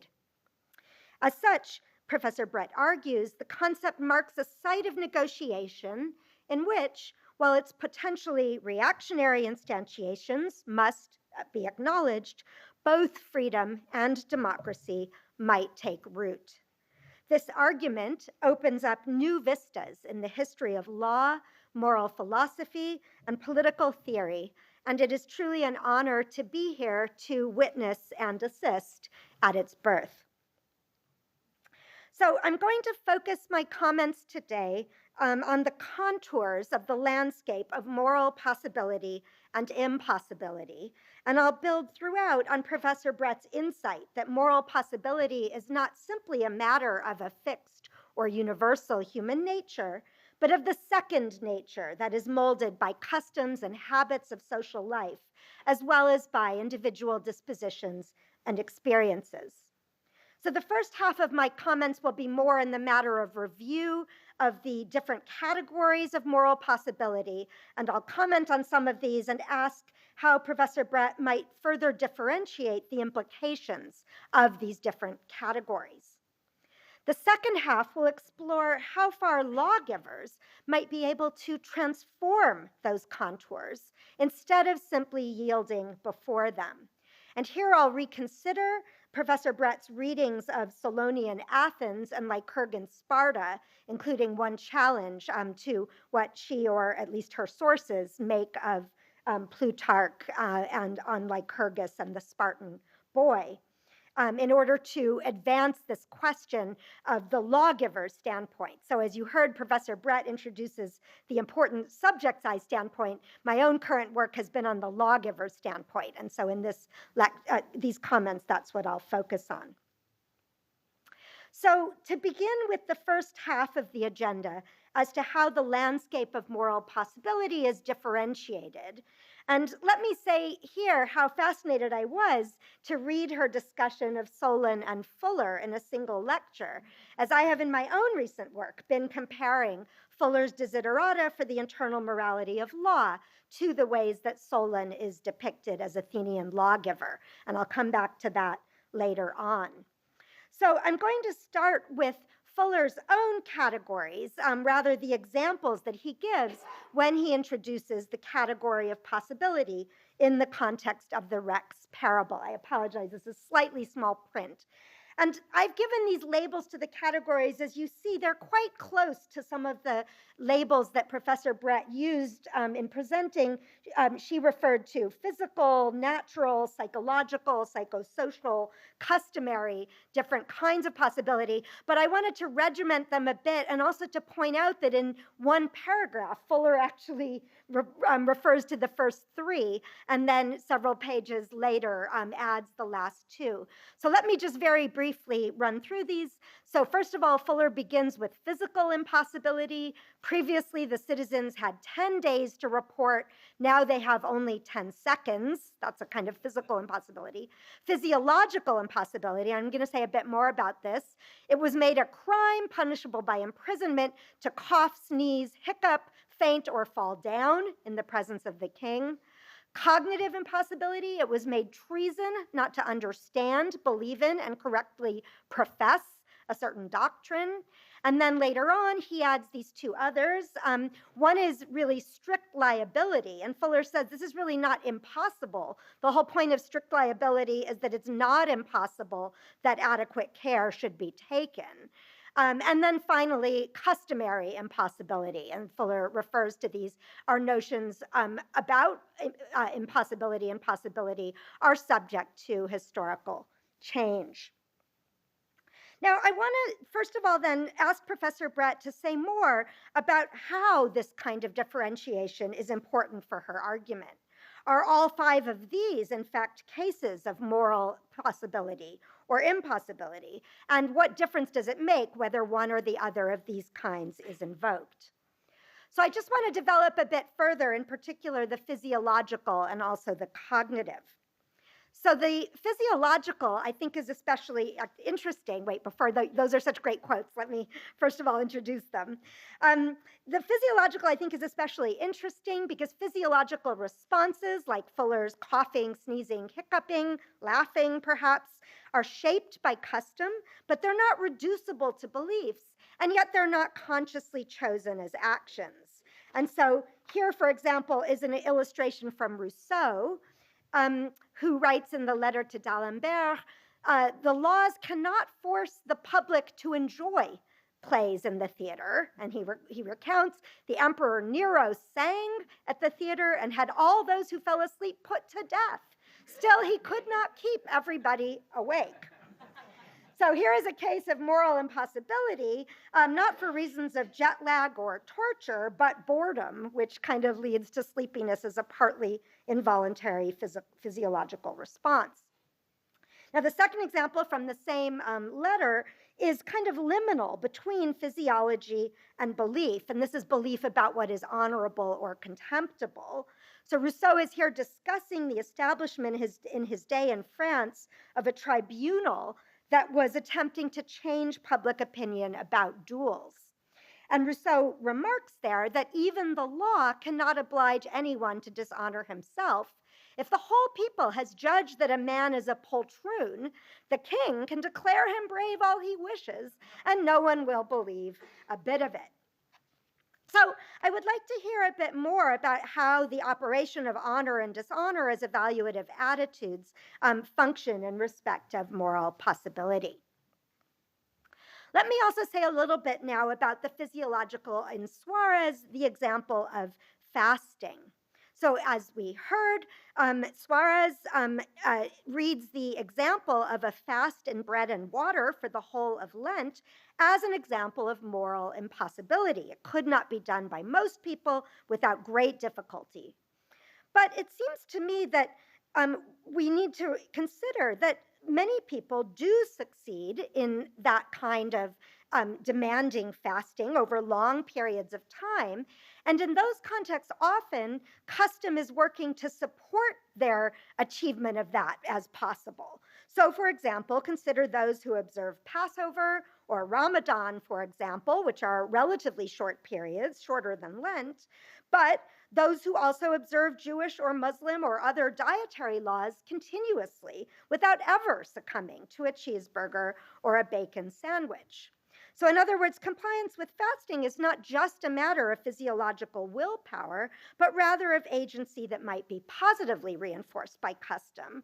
Or if we recall Amartya Sen's example of a protest fast, a hunger strike, of course, it might be reinforced by other beliefs or commitments. And so finally, I just wanted to come back to the question about the difference between the legal compulsion of beliefs and the legal compulsion of actions. And this is the quotation from Jefferson that is found in Fuller, as we saw in the lecture. Now, of course, the distinction between law compelling actions as possible versus compelling beliefs is a hoary distinction. It's one with which Professor Brett and her characters are, of course, deeply familiar. But I would like to hear her say something more about how the distinction between the different kinds of moral possibility and impossibility involved in beliefs and in actions might affect her overall account. So I've sought in this first half of my comments to point out some more fine-grained contours in the landscape of moral possibility. But I now want to turn to the second half of the comments, which is to take up the standpoint of the lawgiver or legislator to ask whether there's more scope for the legislator to reshape the contours of moral possibility than perhaps the lecture allowed, or at least discussed. And so to look at this, I want to take up two figures that in different ways featured in the lecture. On the one hand, Solon, the lawgiver of Athens, and on the other hand, Lycurgus. So on at least one reading of Plutarch, Solon is an example of a lawgiver who temporizes, as it were, with moral impossibility, as I'll show. But Lycurgus, on the other hand, as I want to argue, is a kind of limiting case for the ancients and the early moderns. He is a legislator who did not temporize with moral impossibility, but rather profoundly transformed it. So that's what I'll now argue. So let me begin with the anecdote about anger that Professor Brett took from Plutarch's Life of Solon. And what I want to point out here is the context of the actual laws of Solon to which the explanation about moral impossibility is appended. So what Solon actually did was to make laws which forbid speaking ill of the dead and speaking ill of the living on the pain of a penalty of paying a certain amount of money to the person injured and to the public treasury. Now, it's in that context that Plutarch remarks that Solon was aware that for most people, it's impossible to control most people can control their anger, but a few people can't, and so those people need the laws to make them do so. So what I want to point out here is that actually in this case, the moral impossibility is not preventing the establishment or the operation of the laws. What the moral impossibility does is actually to show why we need the laws and why we need to enforce them, rather than showing that we can't make them or shouldn't make or enforce them. Now, I think that elsewhere in the life of Solon, there are two other passages that might, I think, better illustrate the point of moral possibility than this case, at least insofar as it's meant to serve as a break on the laws. So in the left-hand box, you see another passage from the life of Solon, but it's discussing the Sicilian tyrant, Dionysius. And I won't read it all, but the point is that Dionysius is here saying that he couldn't make a law about giving someone in marriage where age would make it sort of naturally repugnant because of such a great difference in age. So that, I think, is maybe a better case, where here the moral impossibility is serving on a break, as in a break on the law, whereas in the case of the anger laws, it's not. Now, you might also think that this general remark in the right-hand text box is a good illustration of the overall point. And this is a kind of interesting overall analysis of Solon in the biography. And it says, when at a later date, Solon was asked whether he had provided the best laws for the Athenians, his reply was, the best that they would accept. And the verb prosdexamai is in the middle voice, and as the scholar Jill Frank has put it, with the middle voice, we find the speakers and listeners acting as agents of their own persuasion. Now, what's interesting about this is that you might read this as a kind of temporizing. This might be they'll only accept the laws going so far, they won't go further. But I think there's also a kind of more positive dimension to the agency here. The subjects have to accept the laws kind of actively. And actually, in another passage of the Solon, here, which is actually what I chose when I was trying to illustrate Rex and Solon kind of fitting together, Fuller's categories with Solon, I chose this passage. And there's another passage, in fact, which illustrates another one of Fuller's Desiderata, which emphasizes the citizens' agency, that in Solon's Athens, the citizens should be the agents of punishment. So I think here we see the germ of a kind of more optimistic case where the citizens themselves can reshape the boundaries of moral possibility rather than just being stopped short by them or simply temporizing. And just for fun, this was when I was myself previously working on Fuller and Solon, this was the way in which I saw each of Fuller's categories being illustrated in texts that we have about Solon. Okay, now, I've been suggesting that Solon might, as lawgiver, have reckoned with the agency of citizens, not simply succumbed to existing boundaries of moral possibility. But for some later readers, such as the 18th century Abbé Mably, Solon was dramatically inferior to Lycurgus. So Mably reflects on that very same passage about the best they would accept much more pessimistically. So he says, the laws Solon gave to the Athenians were but superficial, pretending that they were not capable of better laws. And Mably draws that distinction by saying, by contrast, Lycurgus, as the lawgiver of Sparta, effected a much more profound and uncompromising root and branch reform of Spartan passions and morals. And so this brings me finally to Lycurgus, and here I am going to offer a disagreement with Professor Brett in one respect. And this is how we should understand the anecdote about the Spartan boy that she discussed gentilely as having taken from Philo. And the reason that this is important is that what I want to argue is that this anecdote does not mark a moral impossibility in the case of the Spartan boy, but rather it shows us how the laws of Lycurgus made much possible for Spartans that would be impossible for everyone else. So in other words, the Spartan boy properly understood, I think, is showing us how Lycurgus as lawgiver was able to transform the contours of moral impossibility. And so this is nearly my final point. So in setting up her account, Professor Brett, as you heard, presents this story about the Spartan boy. And let me just quote her words again. She says, slavery means that you can legally be forced to do what is repugnant to your inclinations. The possibility condition does not apply. Notice the classic response to such a command, despair. The Spartan boy kills himself. But is despair the right way to gloss this story? Again, sorry for the small print, but I'll read it for you as we need to see it. So here's the Philo. This is the passage from which Gentili took the story. And what it says is that the Spartan boy was carried off as a prisoner. He refused to submit to menial offices, saying he was not going to be a slave. And then it says, even though he's young, he wasn't yet thoroughly educated in the laws of Lycurgus. He'd only tasted them. But he was educated enough in these Spartan laws to judge a violent death preferable to the slavish life which was before him.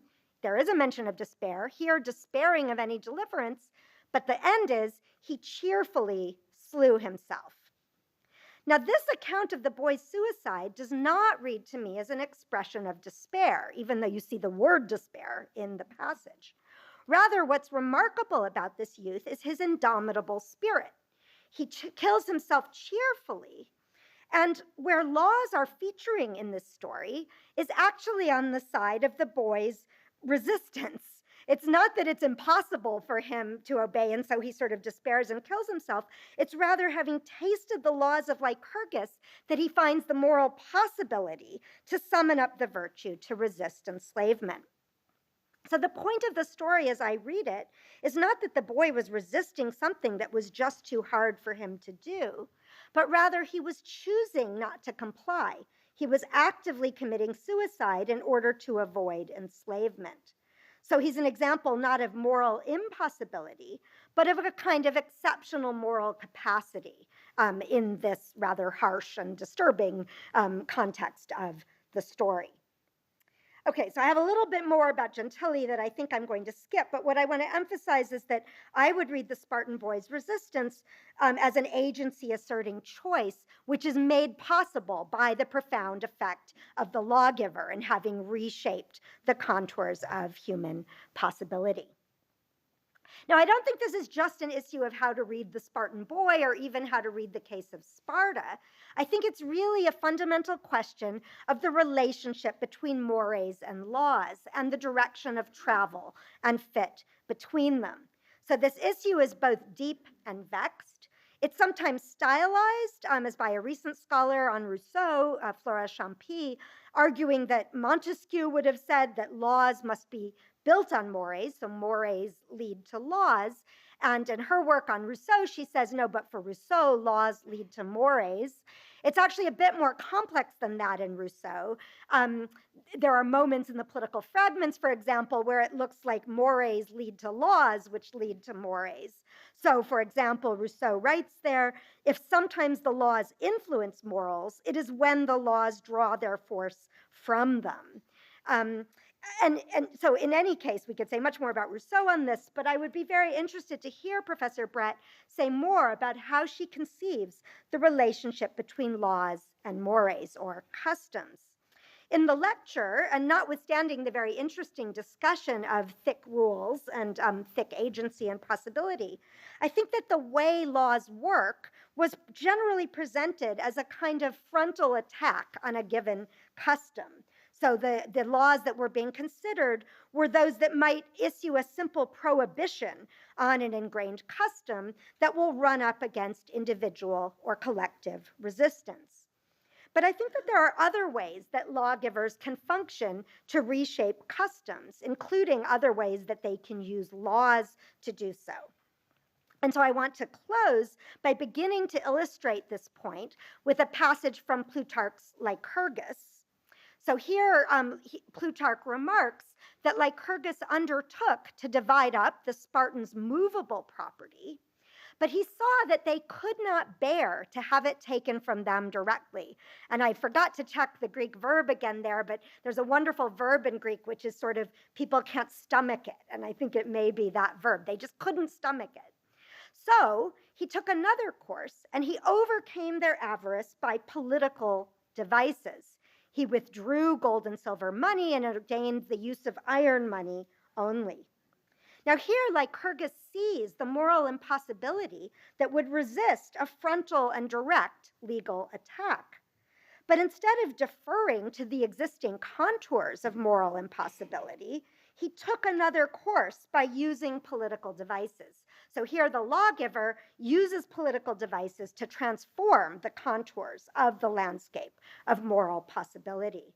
And I want to say more about how this might work. I will do so in my comments that will help to open the seminar discussion on Thursday. But for now, let me once again thank and congratulate Professor Brett for today's scintillating lecture.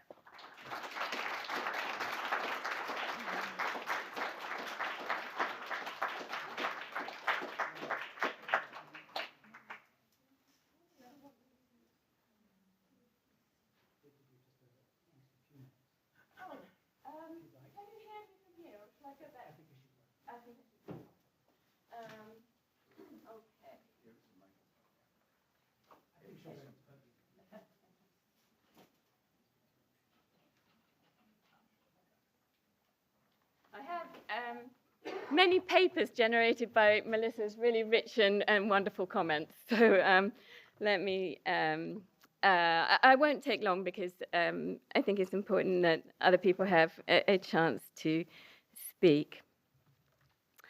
I think I'm just going to, I'm going to do it in reverse.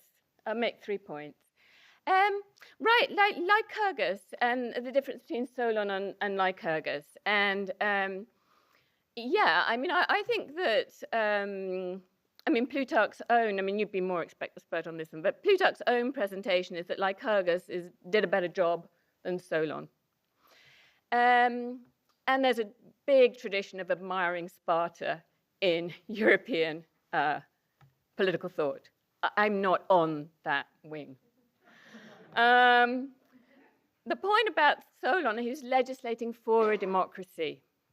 So I will say some more about upping what I'm calling possibility thresholds. Next lecture, that's virtue. And there's this question about whether an individual can lift their own possibility. And as I say, in this scholastic tradition, there are moments where the common good is really at stake. It can ask its situations to come up with more, right? So it's not saying we always have to legislate down. So I really want to, but it's a really rich interface between possibility and virtue. Possibility, it's like virtue is the flip side. And a lawgiver is working on that interface. And I totally agree, there are lots of ways that a lawgiver can do that, and different ways in which the subjects can respond. So I'll have a look at that in concrete contexts tomorrow. So yeah, so for the present, all I'll say is, well, you know, yes, exactly. So people can't bear to have, you know, I mean, their property, you know, that is morally impossible. That's my stuff.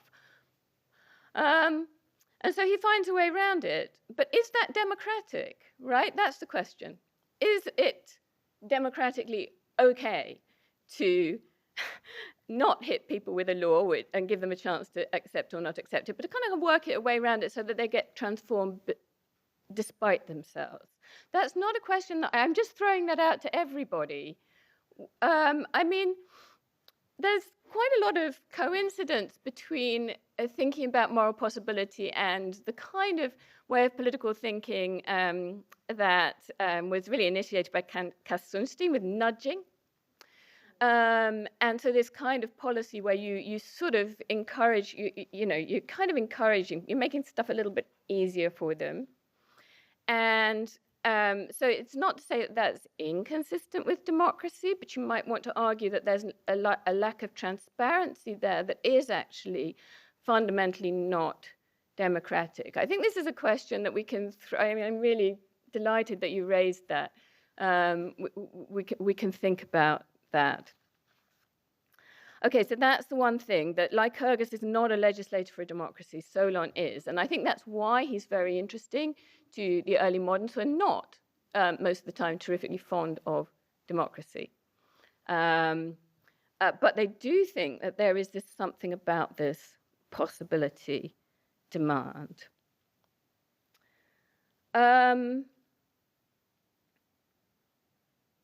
Yeah, I'll go back to, yeah. So another thing, this example about, the particular example that Professor Lane doesn't think is necessarily the most apt one. So that's the one that they pick up.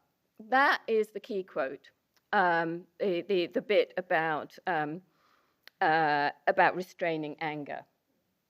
So if you're a humanist, or you know, or maybe you're a Protestant, you don't really want to buy into moral possibility. It's a deeply Catholic concept. But you still, there is this tradition of thinking about it, so you're likely to refer to that. And that's the marker that they use. And I think it's the marker for something that I didn't really emphasize enough, but it's there in the way that they construct Exodus. It's not just a matter of commanding the impossible, it's about punishing people if they don't come up with it. And that interestingly resonates with Fuller, because he does discuss the example of, for example, a school teacher might set students something they really can't do. But that could be quite positive. But it's because it's not going to punish them at the end of it, so they're not like reduced to jelly. So you can, and that's like a pedagogic legislator. Again, it's not democratic because the people are children in respect to the legislator, right? They're not being treated as an adult. So it's the question of punishment that makes that is at least part of the difference, and that's the context that it comes up in Hugo Grotius, for example. It's in Book 2, Chapter 20, the key chapter on punishment, where he's discussing whether venial sins and small sins, everyday sins, should be punished. And he says, well, no, actually, quote from the Solon. And then he goes on to sort of outrage everybody by saying, well, maybe they're not even sins at all, because, considered collectively, they seem to lack a liberty that sin seems to require. If everybody does it, well, yeah. So anyway, so that's Grotius deliberately flirting on the borderline, but that's where he quotes the Solon quote, and it's in the context of punishment. So I think I should have perhaps emphasized that a little bit more in my lecture. Yes, so the Gentili. So here, I don't think, let's see if I can find it on my slides. So I really appreciate Professor Lane's kind of construction of the original quote and what lies behind that. I don't think Gentili leaves that quote alone. So it's a difficult passage. Gentili is a very difficult author, and it's difficult to read intentionality. But one thing we might say is that although the Spartan boy killed himself cheerfully, Gentili just says he killed himself. So we leave out the cheerfully. And so he talks about this exploit of the Spartan boy, and it's unclear how we're supposed to read it. But then he goes on to say, well, Hercules, though, let me see if I can find that quote. Whoa.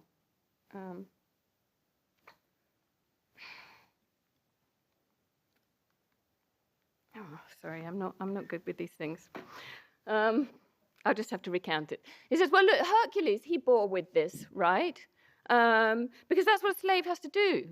And they can't be thinking of sort of, making a nice distinction between, oh, that's liberal and I'll do it, and that's not, and I won't, because there's not their place to do it, right? Let them not think of liberal things or free things when they're not actually free themselves. And that picking up that language of liberalia throws it back on the anecdote. And so I think that it's really bitter and hard what Gentili is saying there. And, the adjective they use to describe slavery is hard, dura ser. It's hard. There's something really bitter about this. And I think that Gentili captures what's going on there. So it might be a sort of pejorative concept. This Spartan boy, right, he just killed himself. Whereas Heracles, he managed it. So maybe the Spartans weren't such heroes after all. So I do think that's why I used it. I think I was too quick to associate it with despair, which is a marker of impossibility, and we'll see another example in tomorrow's lecture. So I absolutely take the correction there. But I feel that, as it's being read in that early modern context, it doesn't. Gentili is transforming it by the way that he puts it into his text. But he's quite presuming that you will know the original sense, and it has its valence from there. So I think it's, you put that sense back in, which I hadn't done. So I absolutely take that point. Good. I'm going to leave it there.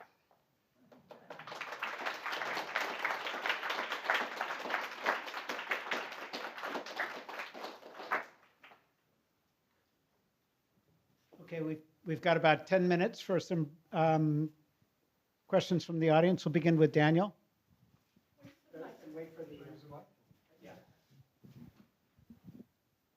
Thanks for these really interesting insights. I had a question about the basic framing that you offer, which is really focused on a bilateral relation between the lawmaker and the subject. And within that bilateral relation, the emphasis on possibility has a sort of accommodating and sort of generous, tolerant dimension to it, right? A sense that we are, protecting people from overly demanding laws. I'm wondering how that picture changes once we think about the law in a tripartite sense and introduce people who need to be protected from the actions of others. So when we start to think that laws in part function to limit what some people can do to other people, where suddenly being so accommodating of those who are barred from treating other people in certain ways might no longer look as liberal. And the obvious context where this comes up is when you think of, say, anti-discrimination law and demands or hopes for religious exemption, because there's a very natural way of framing a lot of what you're discussing here in exactly the terms that people use when they try to explain why they should be permitted to engage in various forms of discrimination, right?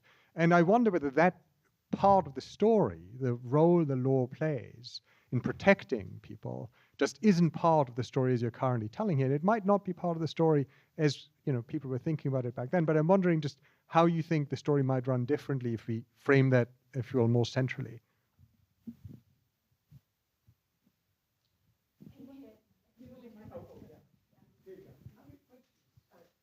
Fine. Yeah, so I think that's a really interesting question, and this is why I wanted to not present this way of thinking as necessarily liberal or progressive at all. I think it can be completely the opposite. So I have two answers, I think. So I suggested in this kind of Thomist way of thinking that possibility occupies a kind of center ground. It's like a modulating frame between natural law on the one hand and the common good on the other. So I think that when we're talking about anti-discrimination, right, if we're talking about basic protections for basic rights, given the possibility condition, you can't say, oh, we're going to accommodate you even though it's against natural law, because all law has to be in accordance with natural law, right?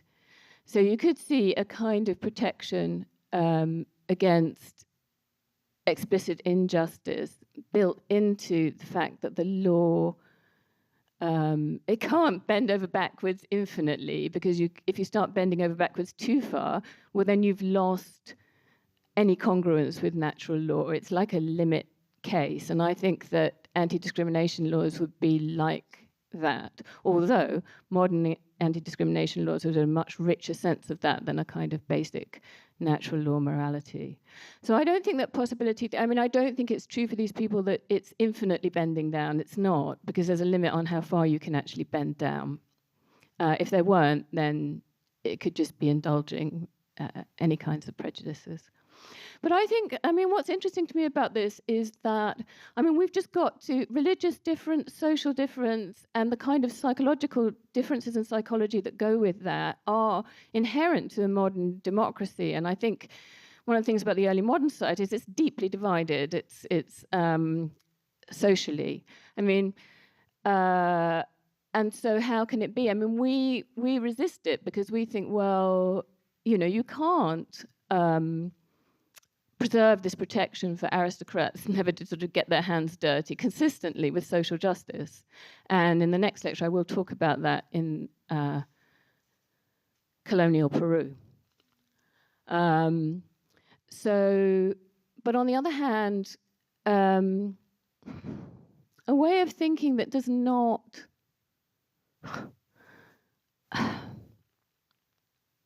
just thinks that just expects people to overcome things that are deeply repugnant to them, when we might not sympathize with why it's repugnant to them, but it is. And I think, particularly, this is a point that's been made, and particularly, in UK, let's stick to UK politics, but post-Brexit, there's deep divisions and deep misunderstanding, and we're not really going to get any further as a community without understanding why some people might think in that way. So I think, what part of what interests me in moral possibility is this notion about repugnance and psychological repugnance, and things that people people's kind of like red lines, I think it helps to capture some of that as a political phenomenon, as a sort of response to legislation. So it's not that I'm recommending we go back to this. I'm absolutely not. But just suggest, I think it's resonant in the politics of division. Yeah, let me do it with that.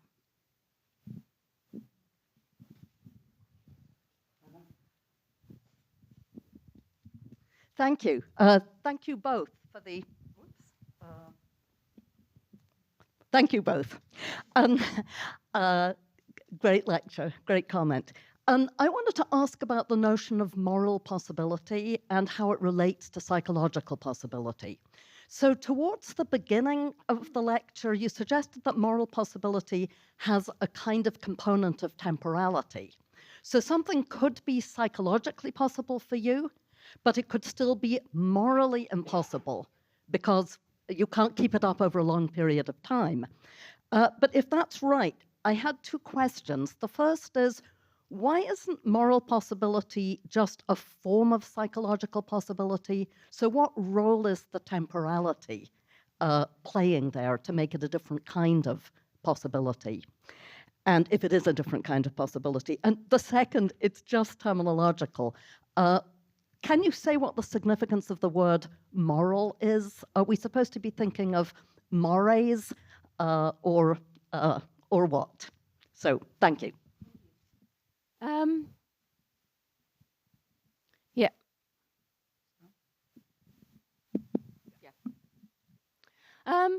Yes. So I think so it is a kind of psychological possibility or impossibility, and just in the sense of, you know, so for example, what you would need to up your possibility threshold was virtue, which is an inner disposition of your soul. So I think it is psychological. But what's interesting about moral possibility is that precisely that it takes it's not just what you can do in an instant, it's actually over. And I think that's really important for thinking, because people don't live their lives from moment to moment, nor are they legislated for from moment to moment. It's kind of what you can manage over. And so I think that's a politically interesting concept, because, you know, you could legislate. You know, you could, if you didn't take into account moral possibility, you could legislate anything that was psychologically possible. But in fact, the law would fail on this thing. It would fail the possibility condition, because actually then people are going to collapse. And it's actually part of this idea that this way of legislating is that you're not supposed to create fault or sin by legislating in such a way that people, although they managed it on Thursday, by the time it's got to Monday, they're not doing it. So this is the idea that the law should not be like a trap or a snare for people. And I think that this comes out in Hobbes. I mean, this idea that it shouldn't be a snare. There shouldn't be too many laws in the first place. That's part of this possibility thinking. So that what you're trying to get the law to do is to...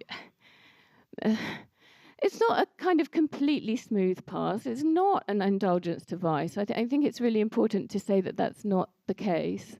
But it's sort of something that people can manage. And I think that, because what they think is that if you fail the whole time, you will start despairing. So I'm going a bit beyond them here. But to succeed is, in obeying the law, for laws to be possible, is actually psychologically, I would say, reinforcing, whereas having a really high barrier and but then failing it, that is demoralizing. And if we sort of put this at a political level, you know, then we sort of multiply that. So that's what I would say. Yes, morally impossible. So this is a very interesting concept, because it's got this kind of sandwich effect. So, I mean, the great Bible on this is written by a German scholar called Sven Nebel, and it's about 500 pages long, because it's a really complicated concept. So let me So enable, so there are these two elements. One, it's too hard to, it's impossible to keep up over a run of time or over the run of a population. So these can split apart. So we do get a sense of moral possibility that's purely statistical, which is the one that he's really interested in because it feeds into probability. I'm less interested in that because I think I'm more interested in politics of it. And I think the difficulty component is key to this question of legislating. But still it adds something to just psychology because it has this idea you're legislating for a whole population. The common good is the whole population. There's a further question, which is about the relationship between moral in the sense of like morally good and moral in the sense of mores, habits, dispositions. And we do get it used in the early modern period in that sense of what's morally good, right and wrong. And so Nabel calls this a deontic sense. I'm not sure that's the right word, but you know, it's more something that you should do from a moral point of view. So one thing I think that's really interesting about these theorists is that sometimes you would just get an interface between the two. So like suicide is the extreme example. So suicide is deeply morally repugnant, right? Your every inclination and probably your social culture also, everything tells you not to commit suicide. So it's morally impossible in that sense, but it's also morally wrong. And this is because of this distinctive Thomist theory of natural law in which the natural inclinations and the commands of natural law dovetail so tightly. So you're not necessarily going to get a hard and fast line between what's morally wrong in our standard sense of moral is right and wrong, and what's morally wrong in the sense of repugnant to most people. Most people can't manage it, and sometimes we find it sliding around between those two, or we get arguments that the one kind of the repugnance thing actually folds back into commands of natural law. Precisely because of this relationship that I've been talking about. Does that answer your question? Great. There are several other questions from the audience, but I think it's time to wrap up for today. I'll exhort you to come back tomorrow and on Thursday. We'll even have some refreshments, but extended time for discussion. But before that, let's thank Annabelle Brett and Melissa Lane.